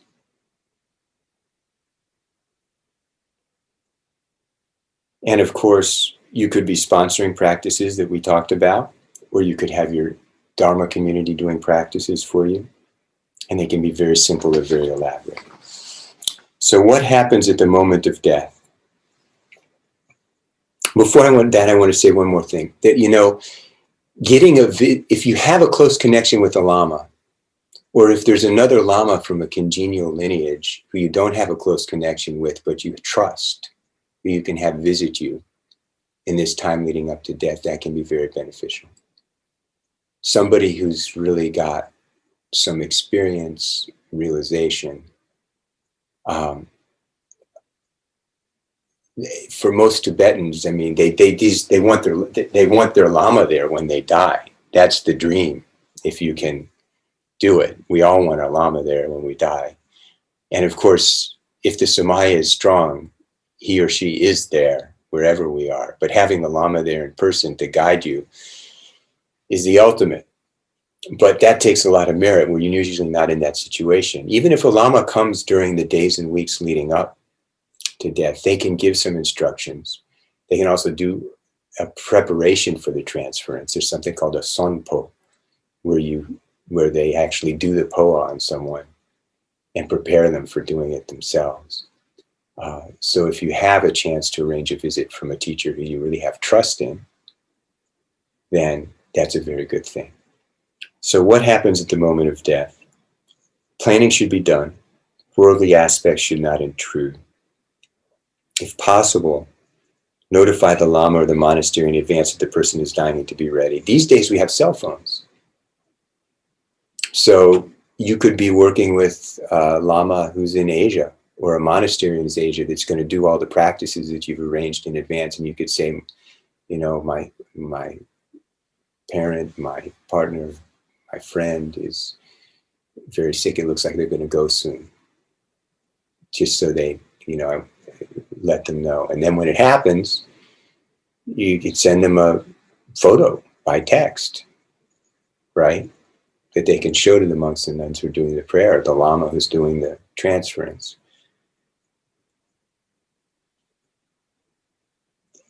And of course, the best time to do the transference is right when the breath stops, which probably means you want to notify the Lama a little bit before that to be ready. As usual, I'm running short on time.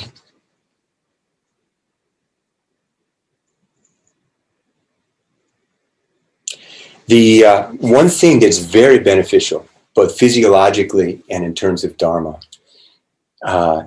is if you have some mindra, people say amrita or dutsi, or other blessed relics from a Lama, you grind it up and you mix it with a little bit of water or even a little bit of alcohol, sweet alcohol like some brandy, and put it in a dropper bottle. If you can't do that, just powder it and have it ready. And before the dying person's breath stops, you put that on their tongue. The tongue is connected to the heart channel. So by activating the sense of taste, you're going to tend to bring the winds into the heart channel at the time of death. And of course, if there's, you know, dutsi that's blessed by all these mantras or with all these sacred relics in it, it's also going to be extremely beneficial. So you want to do that before the breath stops, but close to the time that they die, maybe just before the transference is done. Somebody, you know, if the breath has just stopped, you can still do it. The channel system hasn't completely dissolved, but usually you do it right just before the breath stops. The longer you wait after the breath stops, the subtle energy body is going to dissolve. It's all collapsed into the heart. Hopefully.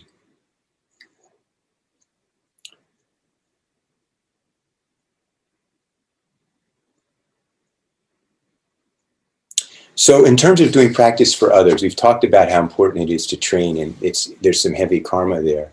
Also, what's appropriate? Are you helping somebody who's not a Buddhist? Maybe you're going to do the transference for them. You have some confidence. You've been given permission by your teacher to do that. How open are they really going to be to that? How much are you going to read them this instruction from Dudjom Rinpoche? Or as they start to fade out, are you just going to say, you know, go up, go up? Are you going to tell them to visualize the Buddha Amitabha above their head? Or maybe they're not Buddhists. Maybe you just say, you know, visualize all the light and goodness in the world above your head and go up to that. You need to think about what's appropriate for the circumstances if you're trying to help someone. I'm going to hold off on the questions because there's a lot of material to cover, and I think I'm going to try to leave the questions at the end. In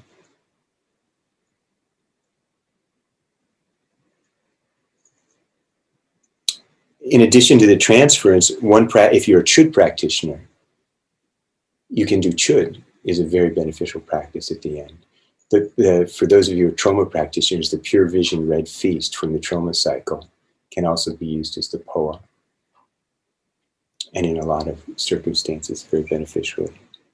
So when someone dies, it ought to be somebody's job in advance, they know, to note the time of death. And if there's any communications that have to be handled with a monastery or with a hospice or with getting the paramedics or a doctor to do a death certificate, somebody's job to deal with that, to write down the time of death and to deal with the communication. Traditionally, you do astrology based on the time of death, and you would be told how long to leave the body lying in state, when to cremate the body, what practices should be done for the deceased, what practices should be done for close family left behind from the deceased, what is the sign of birth. In other words, sometimes a tanka of, say, Manjushri or the medicine Buddha, a tanka or a statue might be made according to the astrology of the time of death.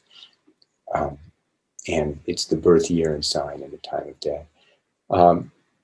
You don't have to do that. If you do that, if you do work with a monastery in Asia that does that and you want to do it, you might not want to ask how long to leave the body in state or when to cremate, because you might not have so much power over it, and it's better not to open up that interdependence if you can't do it. You're dealing with a situation in the United States where you may not have so much flexibility. You may be able to keep the body at home for a period of days, but you may have to cremate it on such and such a day. So that's your choice, how you want to handle those sorts of things. But it's very useful to know if there's particular practices that can be done. We already mentioned Dudjom, sacred grace. This is really something rare and extraordinary. A very advanced practitioner who really does maintain the continuity of the nature of mind in the death process. They'll remain in meditation. They may be sitting up and just stay with their eyes open. They may be laying in bed with tubes in them.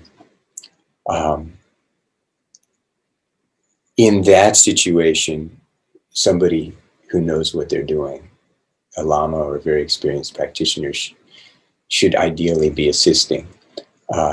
If not, it's best not to disturb the body. You want to let them stay as long as they can in that state.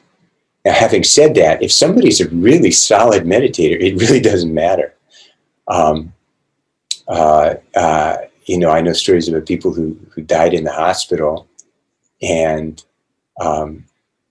the hospital would only leave them for a short period of time. So the family didn't want to put the body in the morgue. They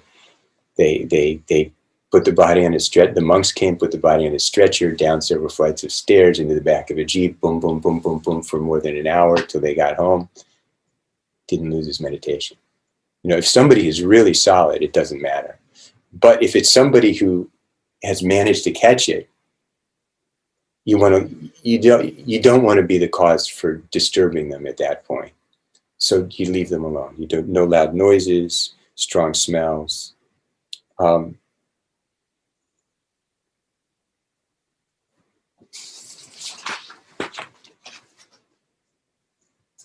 Liberating talismans, dealing with the body. Jigdrel, this is just an example. There's many kinds of liberating talismans. Sometimes these are wrapped in brocade. Various kinds of mandalas or talismans that are charged up in practices that are, just by having them on the body, they confer liberation. You want to put that over the heart. If you have something like that from a lama, you want to put that over the heart as soon as someone dies. Just lay it right there. You don't want it to be upside down. You want it to be right side up, right? The head towards the head. Even for an ordinary person, you want minimal disturbance in the time after death. So you want to think about where they die, right? I mean, if they're sharing a bed with somebody and somebody else is going to want to sleep in that bed, maybe there's some other place where they can die. Or you may have to move them, in which case, wait a few hours if you can, and try to move them as smoothly and gently as you can. They may be gone out into the intermediate state of becoming really in very quickly, or the consciousness may still be in the heart for 3 days, give or take 3 days. It really depends.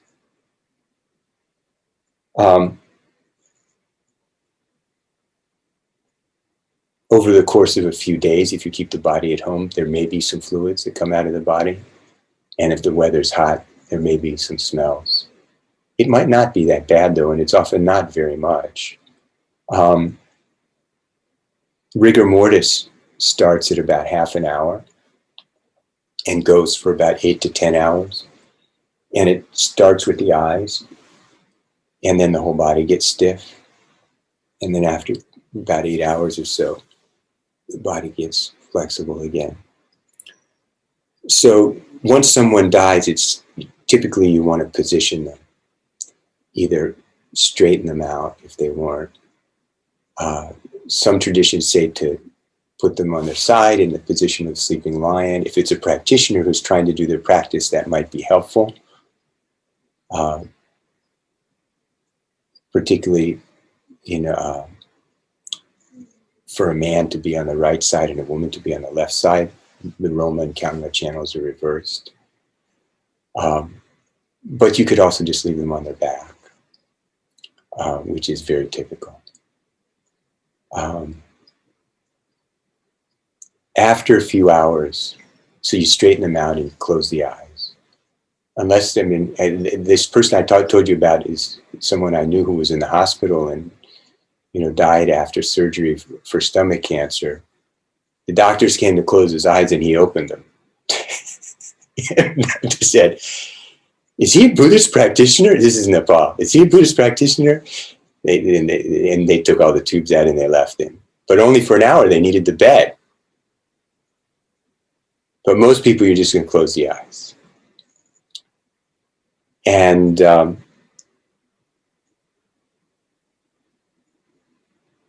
wait a few hours. Do practice. You want to do practice around the body at that time. And you want to keep away people who are in a negative mental state that are going to cause any attachment. And just leave the body undisturbed with the liberating talisman, the tactral there. Do prayers, do practice, whatever you can manage. And after a few hours have gone by, I wouldn't wait too long, depending on the weather, you can wash the body. And usually you use fragrant water whenever you see that in a Vajrayana text, means you put a little saffron in some clean water. If you don't have saffron, you can use safflower. If you have purification pills, you can put them in. If you don't, it's fine. If you have amrita or relics, you can put a little bit in that. If you know how to do a Mewat Sekpa practice or a Dorje Namjom practice or a Dudjom practice to blow mantras in the water, you can, but you don't have to. All of that can help. And all of this is in your notes. And you use that water to wash the body. And then, so when you wash the body, you have to take the liberating talisman off. Then you put it back and then you tie it on. Like wrap it up in a white scarf or something and tie it over the heart so it won't move. If you have some relics or some mendrup, you can also tuck them in there so they stay near the body when it's cremated. And at that point, you can shroud the body. And you can use a clean white cloth. You can use a new bed sheet. A bed sheet and some Tibetan katas works just great. If you want to have a coffin or a box or a casket, you can, you don't have to. I mean, those are practical considerations. If the body's on a sheet, it's much easier to move. For people, say 4 people to pick up a sheet.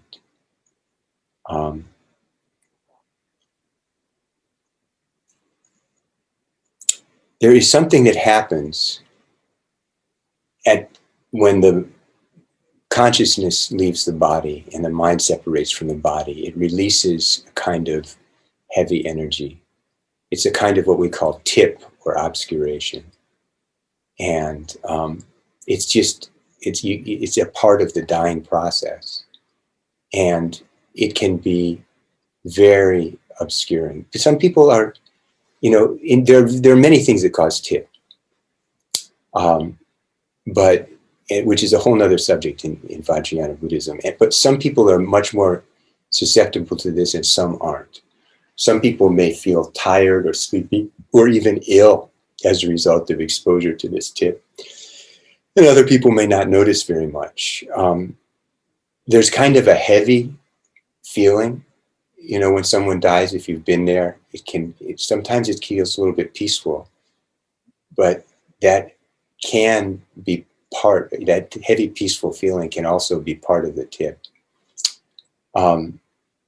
So various skillful means of purification, both for the sake of the dead person and also for the sake of those who are helping, can be really helpful at that point. And so there are various kinds of cleansing or purification rituals that can be done for the body while it's there, and after the cremation for the cremated remains, the bones. And those will really help the deceased consciousness during this time after death.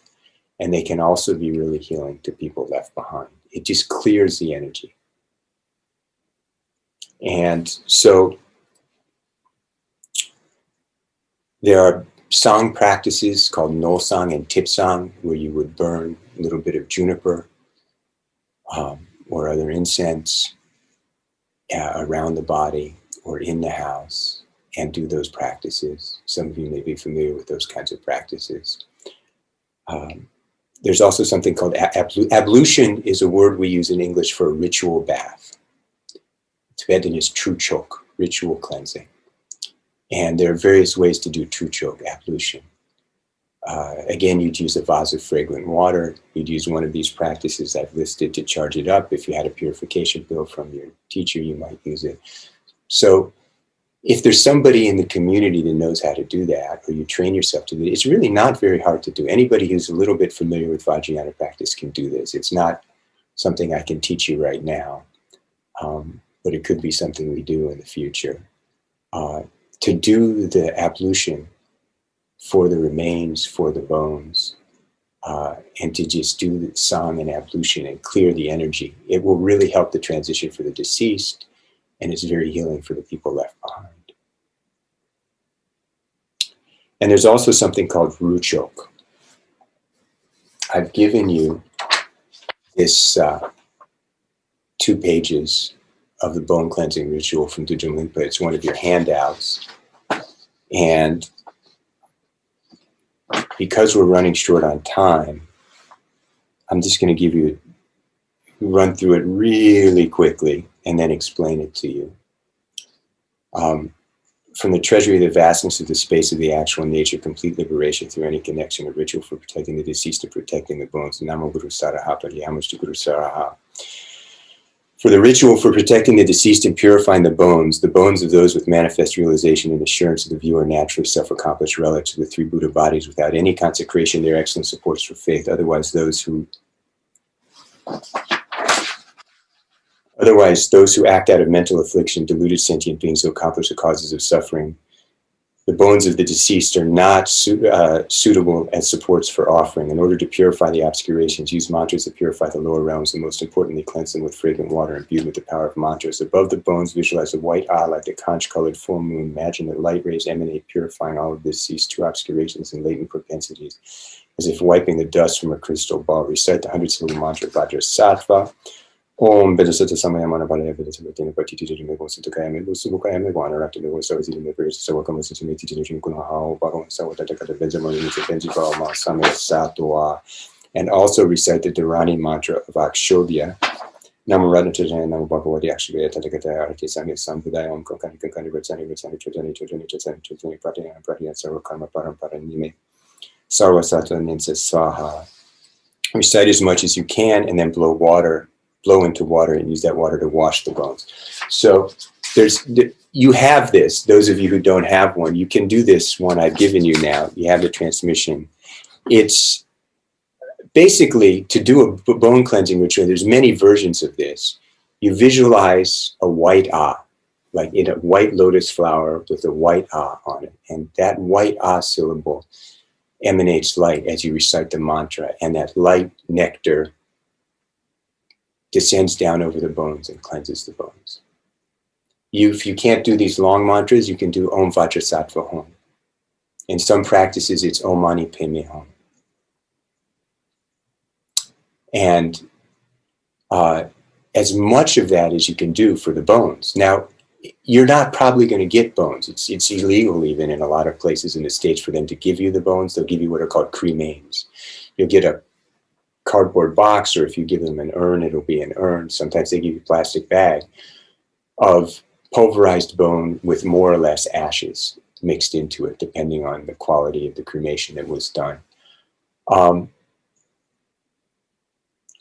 It explains in Dudjom Lingpo's ritual here that you blow these mantras. First you do the visualization in the light and nectar descending, cleansing, and then you blow the mantras into a vase of fragrant water and use it to wash the bones. You're not going to be able to do that because you've got pulverized cremains.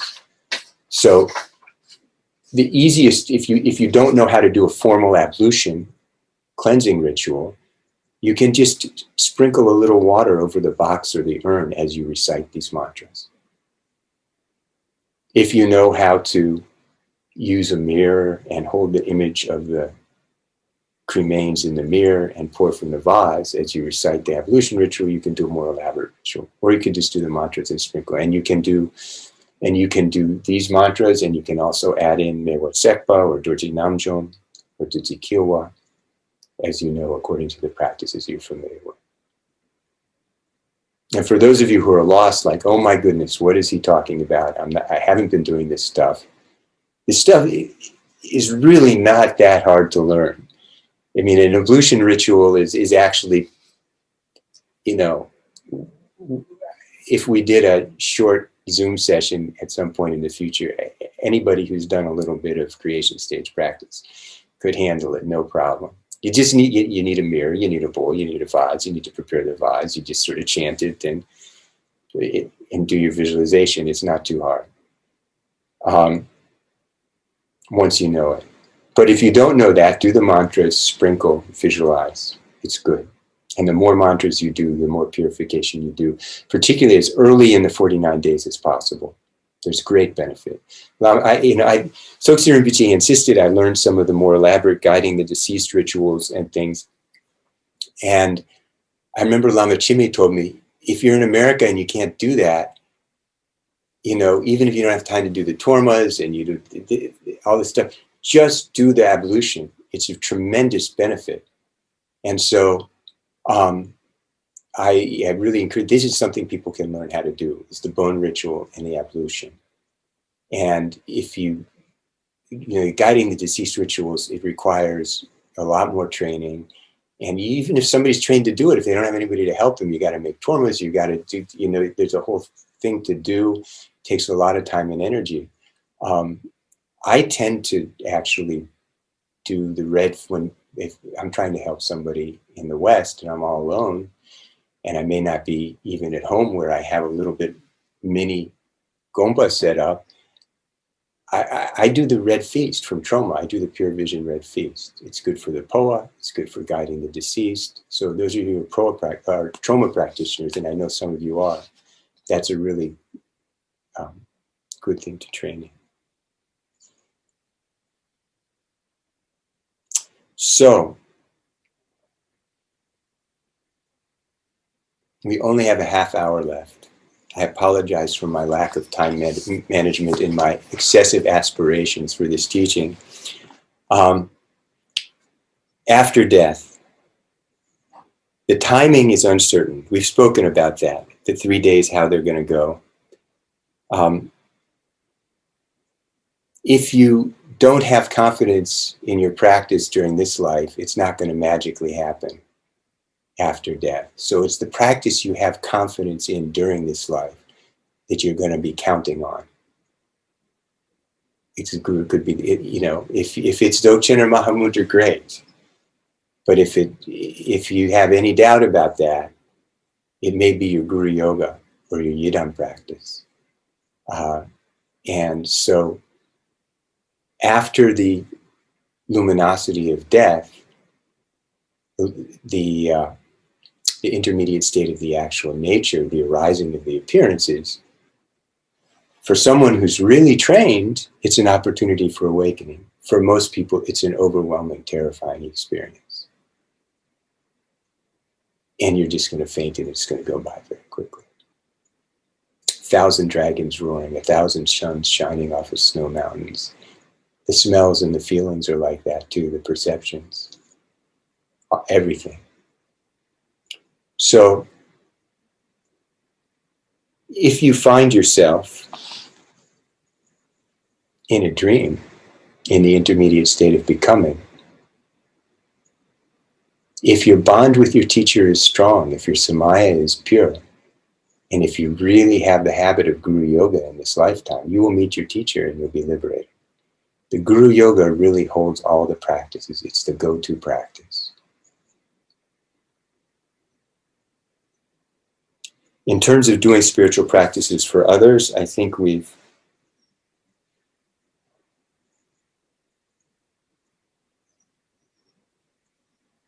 basically gone through this, you know. So the 49 days. How do we think about the 49 days? Well, first of all, it's a textbook description of what's going on, right? It may not be 49 days. It may be, we could get caught in the bardo for a long time. That's a very unfortunate situation. Or we could, you know, it could go, we could be liberated very quickly. Or we could end up getting in trouble very quickly if we've accumulated some really bad karma. And so, but generally, according to the textbook description, the first few days are the most important. The longer time goes on, the harder it is to influence the trajectory of what's going to happen for the deceased person. So the first 3 days are really a time where everybody who wants to help just piles on the practice.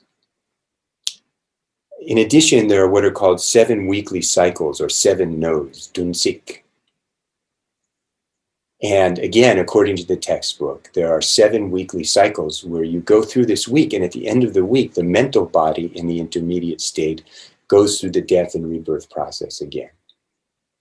And each time that happens, the karmic attachment to the past life fades a little more, and the karmic phenomena of the future life manifest a little more. So the first 3 weeks, those first 3 weekly cycles, are really the key time when you can make a difference. Dudjom Rinpoche used to tell people, do it during the first 3 weeks. Pile on the virtue during the first 3 weeks. That's not to say you shouldn't do the whole 49 days, but the first 3 weeks are the critical time. And of course, there's daily practice. So let's break each of those things down, what you might do for someone who's just died.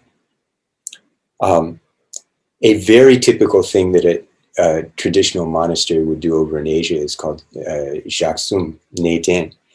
In the first, they do 3 days of prayers and practice. And on the 4th day, they do something called Neden, which is guiding the deceased. So during those first 3 days, they might be, you know, chanting the Bardo Tudil near the body or similar prayers and aspirations. People who are doing prayers and aspirations could be at a distance, offering butter lamps or any kind of light, candles, electric lights. Offering lamps is a really powerful interdependence for the consciousness of the deceased to see the way with the 3 jewels. Smoke offerings, sur. Sur means smoke offerings. And there are 2 kinds of sur, kar sur and mar sur, white sur and red sur. Here we're talking about white sur. Red sur is a completely different kind of practice. So these are, it's similar to sang, but sang means a purification offering. And I explained all the things that that's used for. Sur is really used to purify karmic debts and accumulate merit. And so some people do sur as a daily practice, just to, as part of their practice, to try to feed the disembodied spirits and beings caught in the intermediate state of becoming.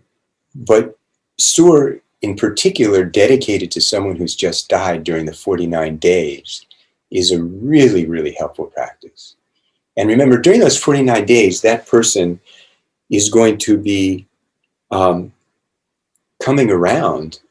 They still have the habit of that past life. So they're going to come around the places they've been and the people they know and love. So if you're someone close to them and you do the sur practice, it's likely to attract them. And that can be very beneficial for them. The smoke offerings will transform into whatever they feel they need and want in that state and dimension they're in at the time. And then I mentioned the guiding the deceased. There's various Tibetan names for these practices: Neden, Nepar, Lamtun, Nelung.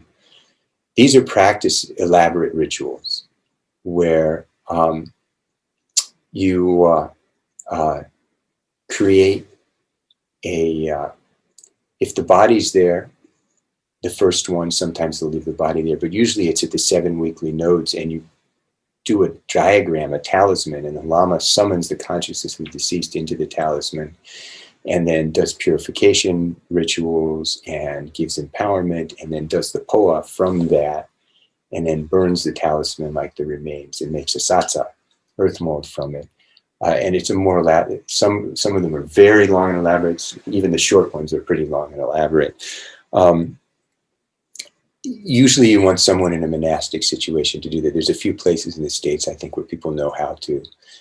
And as I said, I was trained to do it, and I end up doing the Red Feast, because by the time I've made if I don't have anybody help me, by the time I've made the tormas and did the whole ritual by myself, it's not so easy to carry off. So typically, this would be done, the first 3 days, and do this on the 4th day would be a typical thing to do. In terms of cremation, after 1 day, after 3, 4, 5 days, it's going to depend on your circumstances. In Asia, the cremation would be as part of a ritual fire offering, a jinsek, a sacrificial fire offering. That's very difficult to do here. There are a few places in the States where outdoor cremations are allowed. There's a couple of different counties in Colorado I'm familiar with. I've heard of people doing it on Indian reservations. Generally speaking, you're going to be required to do this in a crematorium, and they're not going to be able to open the oven. So the kind of elaborate sacrificial fire offering is not possible. But you can do prayers and aspirations. And one practice I like to do is the Narak Dongdruki Shakpa. It's the confession that dredges the depths of hell. And it's an elaborate confession prayer and practice in the Nyingma tradition. It's widely used in the Nyingtik and Tersar and all the Nyingma lineages, really, in various forms. And it includes the stages of, visualize the peaceful and wrathful deities, and making and doing the 100-syllable Vajrasattva mantra, and doing various offerings, outer, inner, and secret offerings and aspirations. It's often done with an elaborate soak feast ritual, but it can be done by itself. So all you need is a butter lamp. Or if you don't have a butter lamp, you visualize a butter lamp, right? You've got a butter lamp. As long as you're alive, you've got the butter lamp of awareness, Rigpa, in your heart. You can offer that.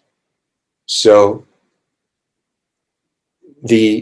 what I have done for cremations is, as soon as they put the remains in the oven, I sit down and I do that long confession practice, and then I just do aspiration prayers. And you're visualizing the whole peaceful and wrathful deity mandala on the cremation oven when you're doing that, and then just do prayers as long as I can until the cremation is done. So that's my workaround, and different lamas will give you different ideas for what the workaround is here in the States. For the 7 weekly nodes, as I said, each of these weekly cycles, the consciousness of the deceased is wandering in the intermediate state of becoming, and then they go through the death and rebirth process again. Like if they died at noon on Tuesday, the next Tuesday at noon, and the next Tuesday at noon, for 7 times, and getting farther and farther from their identification with the karmic habits of the previous life and more towards the future life.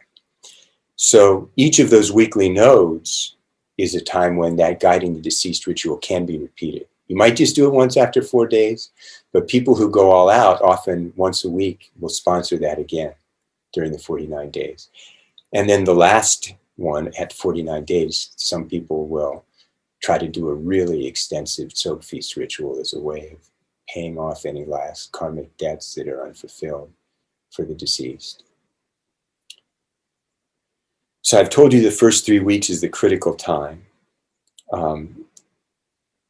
But generally one would do daily practice for 49 days. And if you want to boil down the most essential parts of it, do some prayers and aspirations, particularly if someone who's close to you, a Dharma brother and sister, a loved one. If every day for the 49 days you can do some prayers and aspiration, offer at least one lamp, and do a smoke offering practice, that doesn't take too much time. And that's a complete practice. I put on the top of page 7 here a kind of a daily practice. This is what I would do when a teacher or a close family member, somebody really close, dies. I've done this for the 49 days where we do that Narak Dongduk Shakpa, the King of Confessions that dredges the depths of hell. And then the Kunzang Monlam and the King of Aspirations, and some aspirations to be born in the copper-colored mountain. And aspirations to be born in the pure realm of bliss. Some of you may be more or less familiar with these prayers. And there's different prayers in different lineages. This is my particular Nyingma Dudjom Tersar way of doing it. Some of you may be from different lineages, and that's great. And then a smoke offering.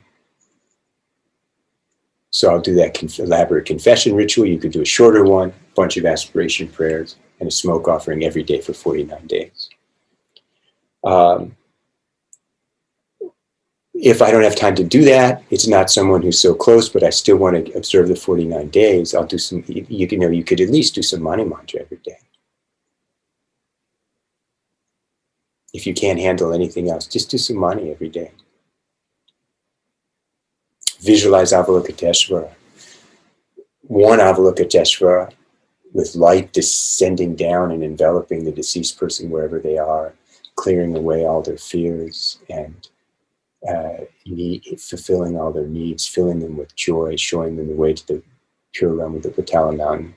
Or countless infinite Avalokiteshvaras in every direction doing that for that person wherever they are. Bring your creativity, your visualization, your trust, your inspiration.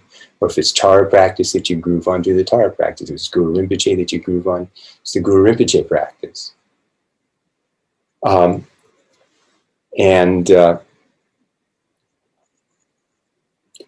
It's one thing that people do in Asia is they would get a monastery to do a daily practice. At least one monastery. You make some offerings, and the monks and nuns come together twice a day for prayers. They do sur. It's one thing they do every day. So they'll read the name of your loved one, they'll think of them, and they'll do smoke offerings, prayers and aspirations, once or twice a day. And at the very least, it's not too hard to sponsor something like that. And that way, if you're traveling here or there, you can't manage a smoke offering. Somebody's doing smoke offerings every day during the 49 days. Other things that are done during the 49 days, I mentioned the Ruchok, the bone cleansing ritual, and I mentioned it in the context of right after someone dies, the purification is very helpful. There's also a way of accumulating a large number of mantras with the bone ritual, the Ruchok, like 100,000 Vajrasattva mantras, 100,000 Akshobhya mantras, and so on and so forth. There's more elaborate rituals where there's other mantras too, that will, if somebody's been reborn in the hell realms, it'll purify that karma and bring them back. And that is something that really, any solid practitioner can do. You don't need to be a Lama. You don't need to be somebody who's really super at rituals. It's not too hard. This bone cleansing ritual is the first 2 pages of a translation I've done, which I've distributed widely. TLC has it. A bunch of you who are people I know you have it also. And it gives the bone cleansing ritual. It also gives the satsa, the earth mold ritual. which is explained pretty clearly in there. Once the bones have been gone through the bone cleansing ritual, you can make what's called satsa, earth molds, which look like this. This is one I made for my dad last year when he died. I did 110. And so sometimes if you talk to a lama or you get the astrology done, they'll say do 21, do as many as you can, do 100, you know, or the more the better if you have time and energy. You don't need, I don't really have time. I mean, it's a whole class to explain how to make those to you, but it's not too hard. And that translation is available in English now. So this is something I know that TLC has worked on in the past. Making satsa, doing the bone cleansing ritual, learning to do a little bit of ablution is something pretty much any Vajrayana practitioner could do, given just a little bit of help. And all of a sudden, you got the tools in your hands to help each other and to help in it. You may not have a full-on gompa, but you really got all the tools you need, particularly if you add to that the Rua Sangchut song offering practice and some life-saving before somebody dies. And I do want to mention, I don't know if I mentioned it at the beginning, I wanted to mention it. TLC has a manual. I think you heard Julie refer to that. It's very similar to this checklist that I wrote, where it's concerned with the mixing the practical and spiritual aspects of dying. And so and it is some wonderful teachings by some wonderful senior teachers in there on how to do Vajrasattva practice on the dying process. So I really appreciated discovering that when TLC discovered me, I discovered their manual, and I was very happy about that. So I recommend it highly. And they've also run workshops on satsa making, which may happen again when COVID is over. And they can, and anybody who gets in touch with me, my email is somewhere available to you. I don't know, before or after screen. I'm happy to share my translation of the satsa practice and the bone ritual with you. That's just a dharma offering. And TLC has it, they would give it to you too. What else? It's typical on 1-year anniversaries, particularly the first 3, to do meritorious activities like a feast offering for the person who's passed, or to light lamps, or do prayers of aspiration. There's also a wonderful practice, the various practices of the Buddha Akshobhya, which purify negative karma.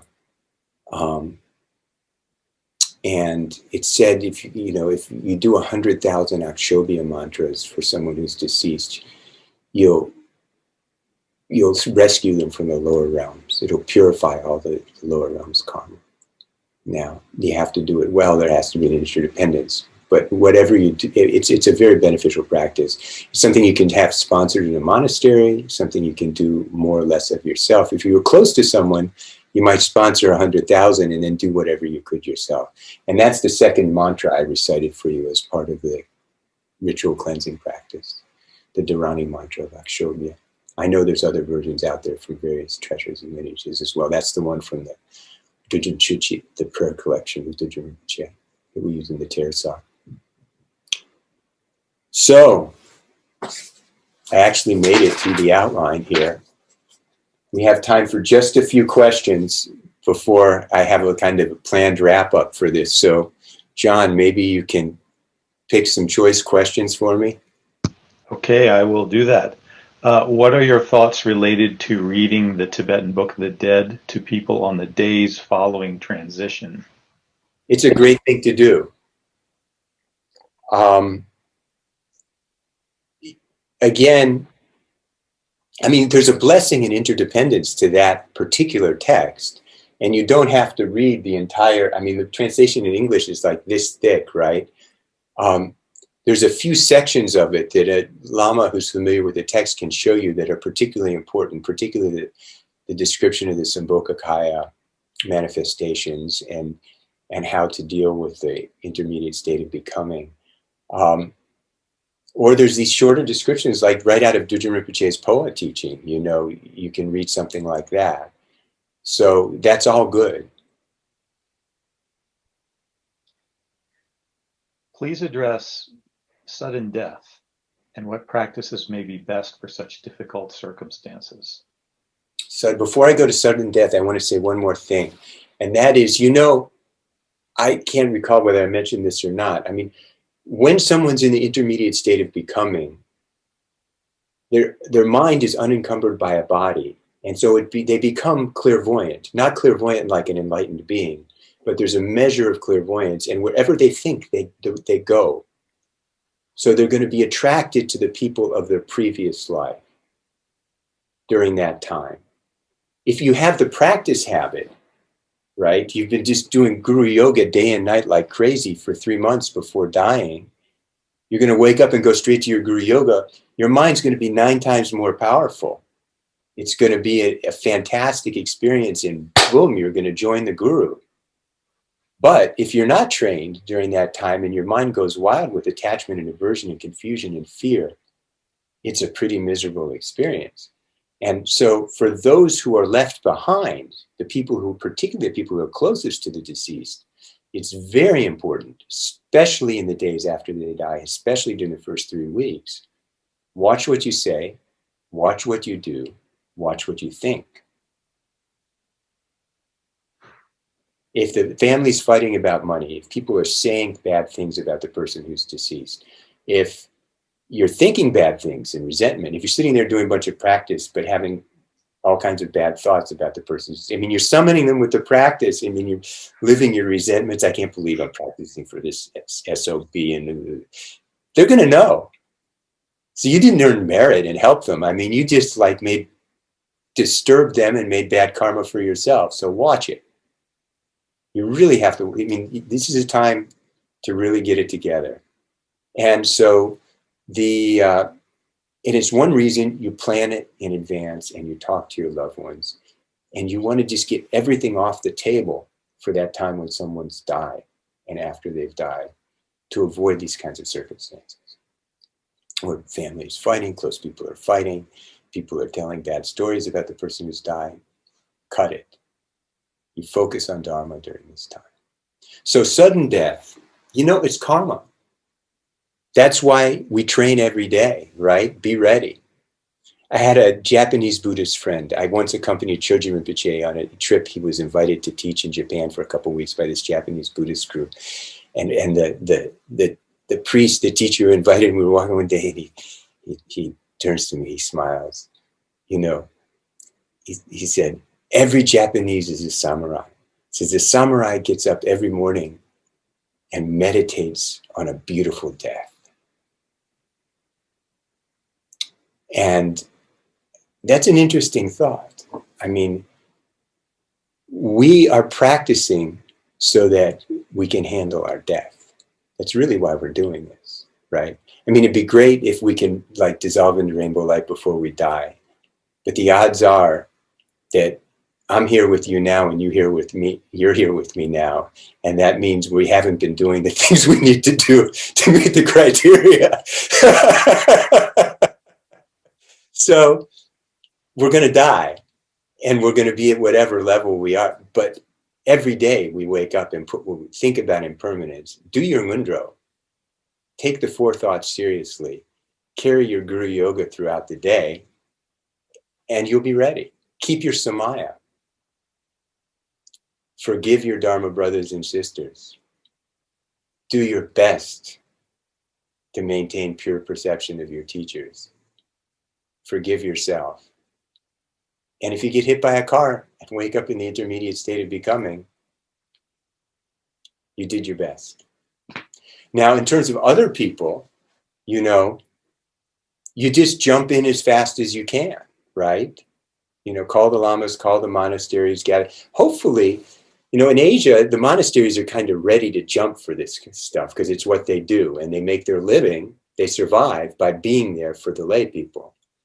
And, but I would hope that Dharma communities in the West could sort of have a plan in place. Like there's a phone tree, somebody dies. There's a crew of people who are ready to do practice. We can do those kinds of things. right? And so somebody dies all of a sudden, then, you know, get the practices going as fast as you can. All of this stuff. And particularly the people close to them, you know, if somebody dies all of a sudden, they're really good. They might go back home and like think they're not dead, right? And so the people who are closest to them really need to start going into the practice mode and doing the practices for them.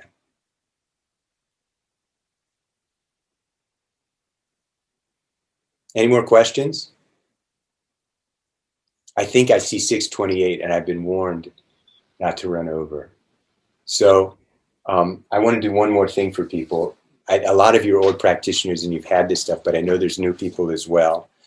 One of the handouts you got is the concise aspiration to be reborn in the pure realm of bliss from the sky treasures, right? So take that out. And for anybody who doesn't have a transmission, I'm just going to do it really quickly. Emaho ngoto sange na wata dan yesu je watu je mo dan yunus mo tu jin de sange chen ba me ko ye de mo ba da me ye de wachin je wachin de da ni de se mo ke mo ta ke wachin ba mo chu de dire ke ni na de de ke da ke mo na to de chu sange chen ge me tu wachin la de taya ta pansi de au ba dana is so ha.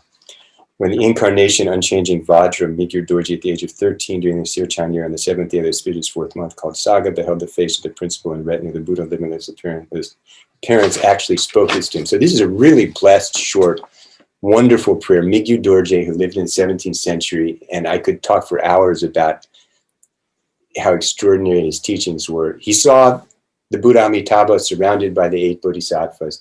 This is a prayer that we typically do to be reborn in Dewachem, the pure realm of bliss after death. If you look at the line near the bottom of the first page, the last line, it says Dagni and brackets Sede, close brackets. So the prayer doesn't have what's in the brackets. It just says Dagni Dine Sepo Girmatak. As soon as life ends, may I. Right? But if you're doing this for someone else, you replace may I with may the deceased. And the way you do that in Tibetan is Sede Dine Tsepo Girmatak instead of Dagni Dine, right? That makes sense to people? So let's do that as interdependence. Let's all do this prayer together to finish this and dedicate the merit. And then there's the second sheet of dedication prayers. So we're going to do the concise aspiration to be reborn in the pure realm of bliss, and then we're going to go to this sheet of short aspiration prayers I gave you, and we're going to wrap up. Okay? And let's do the concise aspiration to be reborn in the pure realm of bliss. Let's do it first in English and then in Tibetan. Emaho, wondrous Buddha, limitless appearance, and to the right, sacred great compassion, and to the left, heroic great accomplishing power, surrounded by a retinue of limitless Buddhas and Bodhisattvas. Limitless, wondrous, blissful joy is this pure realm called blissful. As soon as life ends, may I, uninterrupted by another incarnation, be born there and behold the face of limitless appearance. Just as I have spoken this aspiration, Buddhas and Bodhisattvas of the 10 directions, all of you, please grant your blessings that it be accomplished without hindrance. Tayata Pansidiya Albodanai Soha. And then let's chant it together in Tibet.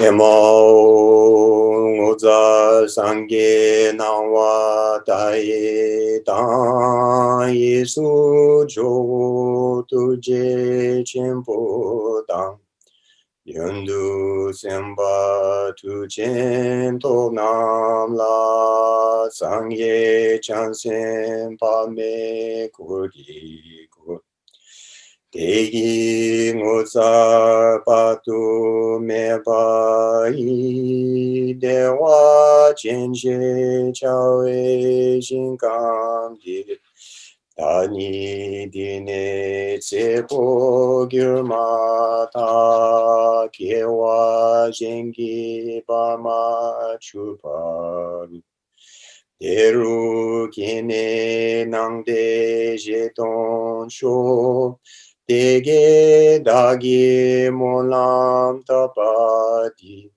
Chuju sangye chansim tamshegi. Geme drupa chingi laptu so. Hayata panse dia awo badanaye soha.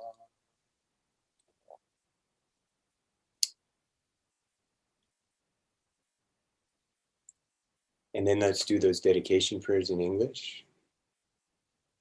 Like the hero Manjushri who attained knowledge of all things just as they are, and following Samantabhadra's example too. So I will emulate and train in all of that, and thus make supreme dedication of all this virtue. All the victorious ones of the 3 times, whatever dedications they have supremely uttered, and all these roots of virtue as well, I supremely dedicate, in order to accomplish the deeds of the excellent. The precious supreme mind of awakening, may it be born in those who have it not, and wherever it has arisen, may it never degenerate, and may it always grow greater and greater. As long as space endures, as long as beings abide, so too may I remain to dispel the miseries of the universe. In the world in general, and in this nation, may not even the names disease, famine, war, and suffering be heard. May virtuous qualities, merit, and prosperity greatly increase, and may continuous good fortune and sublime well-being perfectly arise. By this merit, may all beings gain omniscience, and thus defeat neurosis and negative actions, which are the enemies. From the turbulent waves of birth, old age, sickness, and death, from the ocean of becoming, may all beings be liberated.